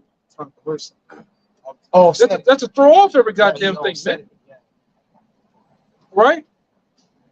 This man is a damn devil, man. Right? His women too. His goddamn women too. He walking around with the Colombian jacket on. I don't know what the fuck we talking about. We talking about your ass, man. Damn devil, little devil. Yeah, he's a little devil. They got little devils, big devils. Little Caesar. Yeah, he's still a damn devil though, man. I don't know how that happened. You know how that goddamn happened through the rape, robbery, murder. You devils and pillage. They didn't put their hands in every fucking thing, man. Who would think to change the hertz of? Who thinks of that type of shit, man? Frequency of the vibration of the That's a spirit of madman. What are you doing? You being a demon. God damn, brother. Yeah. I'm gonna give niggas BT. Niggas went back when I was 2001. Niggas were running home to watch BT and sit there and get dumbed down the whole time. That's all they knew. Watching T-Pain. Look at this. All day, man. Yeah. Nigga sick, man. Watching R. Kelly Hope on TV, it just dumbing you down, man. This is a fucking hard. Y'all remember them days? Watch Free. What that nigga name was? AJ and Free. Them niggas was dumbing us down, man. And Big Ticket. In the basement. A big old pump, man. Then you turn that off. Once that go off, you go on to MTV. You're really getting freaked out, man. Yeah. Then you stay up night and watch with BT After Dark. You watching Lemon, what that thing smell like? Yeah. And you watching that tip drill. I need to go to school. Bro, you watch that, brother. Jake was out there mind and why Jake could stay up to watch that bitch every tip night. Drill. And tip drill. You remember that school? You watch that? No, I know what you're talking about. Man, brothers, don't go home and type in tip drill. Jake be wilding out. Don't type that shit in, bro. It's 3 in the morning. You watch the tip drill. Gotta be up for school. Good morning, Miss Jackson. Tip drill. This is coming in your head. Tip drill. That shit turned out with people out now, brother. That tip drill was that was exposing to the eyes. That turned out with people out, brother. Yeah, oh my God, brother. This devil knows. This fucking devil knows us better than anything. You know that you, Jake, into the women, you into the drugs. He gave us that shit, man. That's why I said this nigga is the real life Pinky in the brain. The nigga say, what do you want to do tomorrow, Pinky? We do everything. Same thing we do, take over the world. And that's about destroying the minds of the people, man. And Pinky represent the world. The Pinky being a dodo brain, he gotta tell him every day. I tell you every day, trying to take over the world. Pinky like, all right, let's go. He don't even know the plan. The plan is to take over your ass too, Pinky. Yeah. When he take the world over, he's gonna put you in captivity too, Pinky. Stewie. Stewie is the real thoughts of these devils, man. Stewie wanted to kill his parents. Do all purpose. It's this right here. And he was a sodomite. Yeah. It's a boot. You know? But that was the plans of the world elites. The elites set forth plans and programs to do what? Dumb the people down, man. Meanwhile, they over there fighting the war on drugs when they're bringing in all the drugs, man. Because like I say, Negroes, Latinos, Native Americans, they don't own mega ships and boats, all right, and things of that nature, trains and tunnels to bring in the drugs, man. You know? That's all to them. Yeah. But this is what you're dealing with, though. All right. Yeah, like I said, these devils don't give a damn so much. They dumb their own people down. They gone, man. All right. When you tell them about a world event or things that happen in the world, they don't believe you, man. Case in point, where we always go to 9/11. 9/11 was an inside job, man, by this own government. All right. Days before the towers came down, everybody took out their shares of what? The World Trade Center and profiting off it, man. Over 8 billion just came up missing. The same floors that the so-called planes hit made $12.8 billion just come up missing. What happened with Larry Silverstein, the owner of the World Trade Center? He got rich off of what? A week before he took out an insurance policy on a building because what? The buildings had asbestos and all type of other problems. And then what? The day of, they all called the Jewish people. All the Jewish everybody people. Everybody was Jewish called off. Called off, including him. He had a dentist appointment. A real life dentist. He had a real dentist appointment. All right, but meanwhile, they did what? They basically shifted the world into what? For one, what we know what bills were passed? Increase surveillance. He went into the Patriot Act. The Patriot Act does what? It deems You had United States citizens as what? Terrorists. Terrorists, man.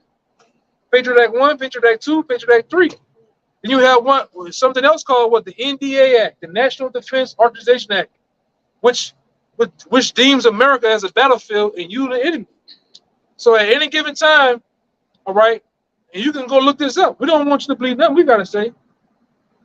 If you storing up rainwater, you got more than 3 boxes of bullets, you're a terrorist. It's according to this government, man. Eco-terrorists. Yeah, too much canned goods in your house. You can't even Seeds, grow food. You can't even grow food. You get it, you're deemed a terrorist, man. Yeah, no guards. But that thing, that World Trade Center, that was an inside job, which you can go look at various different videos about firemen that was on scene. They said a plane never hit the building. The buildings just exploded. On top of that, me and his brother did construction. When you see buildings go down flat like that, in unison, the floors just come down. It's called controlled demolition. I want to bring that building down without hitting this building. I'm going to set up and let the shit go by. Look up a video. The scripture says towers fell. But if I wanted to bring down this building without crashing into everything else, I'm gonna set up different floors, charges in there. It's gonna bring it down Flat. So it's called controlled demolition. Floor at a time. But we ask certain people all the time, okay, if the 2 World Trade Center came down, why 5 blocks down the street, World Trade Center building 7 came down too? Why did that building catch on fire and came down? Yeah. And then you got certain scientists or certain top engineers. There's over 120 engineers. They got their own website. They tell you that it was an inside job. Jet fuel does not burn steel beams. That building was made out of steel beams and loads of concrete. And guess what? A plane is made out of what? Aluminum. That plane supposed to hit that building and go crash into the ground, not slice through it like butter. But this is the elite bankers and this is the so-called white man we're talking about. Whatever was real, they can make it seem fake. What's fake, they make it seem real. Through the power of what? The TV, through the talking heads on the media. You got it? Bring it out. Like I say, this is the one this is an oldie but goodie. We used to use this. I seen apostles use this back in the day with the World Trade Center. But everything lines up though. Go ahead. This is Isaiah 30, verse 25. They don't want to hear that though. They don't want to hear that, man. You hungry? Yes, come on. Guys, fuck out of here, man. I'm gonna push them buttons. I'm gonna make it say something. I'm gonna make it run off, man. Go ahead. Is that real enough for you? This is Isaiah 30, verse 25. And there shall be upon every high mountain and upon every high hill, rivers. Every high mountain, every high government, every low government. Go ahead. Rivers and streams of waters in the day of the great slaughter, when the towers fall. When the towers fell, man. And then guess what? New York City and where them towers set on what? Many waters. What is the name of that?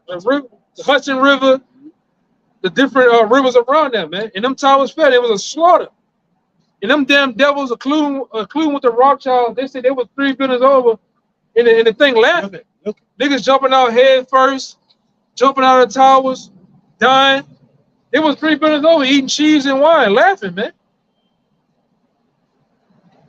And they knew it was gonna happen weeks in advance, months in advance, years in advance. This is a video out there where what they said what they would do when the building would close, they would bring their men in, they would set the charges to the different buildings and shit, man. For a whole year.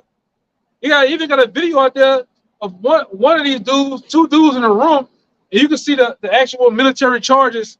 It was like I forgot the name of the actual charges that you actually hit the button and the detonators. It was all stacked up in a room in the building. But meanwhile, you people just going to work. Like I said, George Bush and these people, they was all in on this shit, man. All right, and they're gonna do something else. We always tell you they're gonna do something else. It's gonna make 9/11 look like a day in the park, man. with the boot, or maybe on the Riverwalk with the boot. It's gonna shake this bitch to the. I'm talking about. It's gonna like the world gonna stop, man. They're gonna lock America down by it. Yeah. They're gonna lock this bitch down. What you think the migrants over here to do? They already get it on, man. All right. All right. They've been already grabbing you up, hunching on your ass. Man, you go to Kenner, man. Kenner the New East. They getting it on in Kenner. They got the cartels down here now. They got the gangs. All right. You got them Skeletors running around in Kenner. Y'all know what I'm talking about. The Northern tribes getting busy out here, man. That El Bunker interview. Yeah. Yeah, they standing like this. With them eye, you know what I'm talking about? El Bunker, brother. Looking like Freddy Krueger. Them niggas ready to grab your ass. You know, they wilding out. They bringing these Northern Kings on here I'm talking about to really get things amped up, man. Hey, I was just reading an article where they were saying about a year ago, I got the article on my phone. And these young boys, they just snatching, I'm talking about snatching shit up. That's what they're here for. What's the biggest thing that changed in the last couple of months? That. So why are they here? Why are they bringing them in like that, man? Yeah. Yeah, when I first seen it a year ago when I went to Ideal Mark. Ideal Mark is like going to California, you go to Fiesta, you see all the Latin tribes in there. Like, man, I've been in Houston before. I said, man, this nigga got goals in his mouth, man. This nigga got a taper. So that's you can see the gang members and shit. You know how they dress and shit? Yeah. It's a snapping turtle. Go ahead, brother. According to Bloomberg, violent deaths have been plummeting in Venezuela following years of massive migration. Venezuela's rate of violent deaths dropped to its lowest level in more than 2 decades, following years of massive migration as both criminals and victims fled the nation's economic crisis. And then bring in the prisoners. They let the prisoners go to come over here. So you know what's gonna happen? What happened when they let the prisoners go out here for Katrina? Crime rate increased. Death, murder, and raping. What's about for Katrina? Killing shit. I remember that shit like it was yesterday. The hour after they let them dudes from Tulane and Broad loose, that's when you heard about the get down with the get down, man. Sir. An hour later. Go ahead. It was escaping too. Yeah. But they didn't have enough transportation. You know, they was walking them out. They were jumping in the water and the bridge and shit. They didn't even have enough handcuffs. The jail don't have enough handcuffs for all the prisoners. They need to take the handcuffs back. Like they don't have enough handcuffs. They don't have enough warrants. They don't have enough for anything. Right. You got it. Nations like Venezuela are emptying their prisons of dangerous criminals to send them to America. They are happy to let America's open border be the solution to their problem. A recent Department of Homeland Security intelligence report received by the Border Patrol instructs agents to look for Venezuelan inmates released from entering the U.S., according to a source within CBP. You know they're not doing it. They don't give a damn, man. What happens with most of the people that work? They don't give a shit what happened at work. They're just tired, ready to go home. You know, it's like going to Walmart with the cashier or the chick or the dude at the post office. They don't give a damn. Go ahead.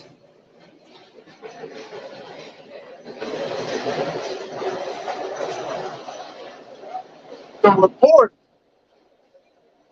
reviewed by Breitbart Texas, indicates the Venezuelan government, under the leadership of Nicolas Maduro, Moros is purposely freeing inmates, including some convicted of murder, rape, and extortion. The intelligence report warns agents the freed prisoners have been seen within migrant caravans traveling from Chapachula, Mexico, toward the U.S.-Mexico border as recently as July. So they're here, man. and they all around you. All right. Like I said, the Lord forbids you. We in for a ride around the time of November, man. All right, if we make it there, when this thing really blows up, man, we're gonna see. All right, you want it out, brother? We gotta go, bro. Go. Everybody got preached up? So we get out of here? No, we can get out of here, man. All right, hey, hopefully, this camp was edifying to the hopefully like that's listening. You know what I'm saying? Before we end this video, we want to give our praises to Yahweh. So Apostle Elder GMS and peace and mercy to hopefully elect. Hey, above a ball. Above a ball. Above a ball. Above a ball. Above a ball. Above a ball. Above a ball. Above a ball. Above a ball. Come on, Yasharal. Come on, Yasharal.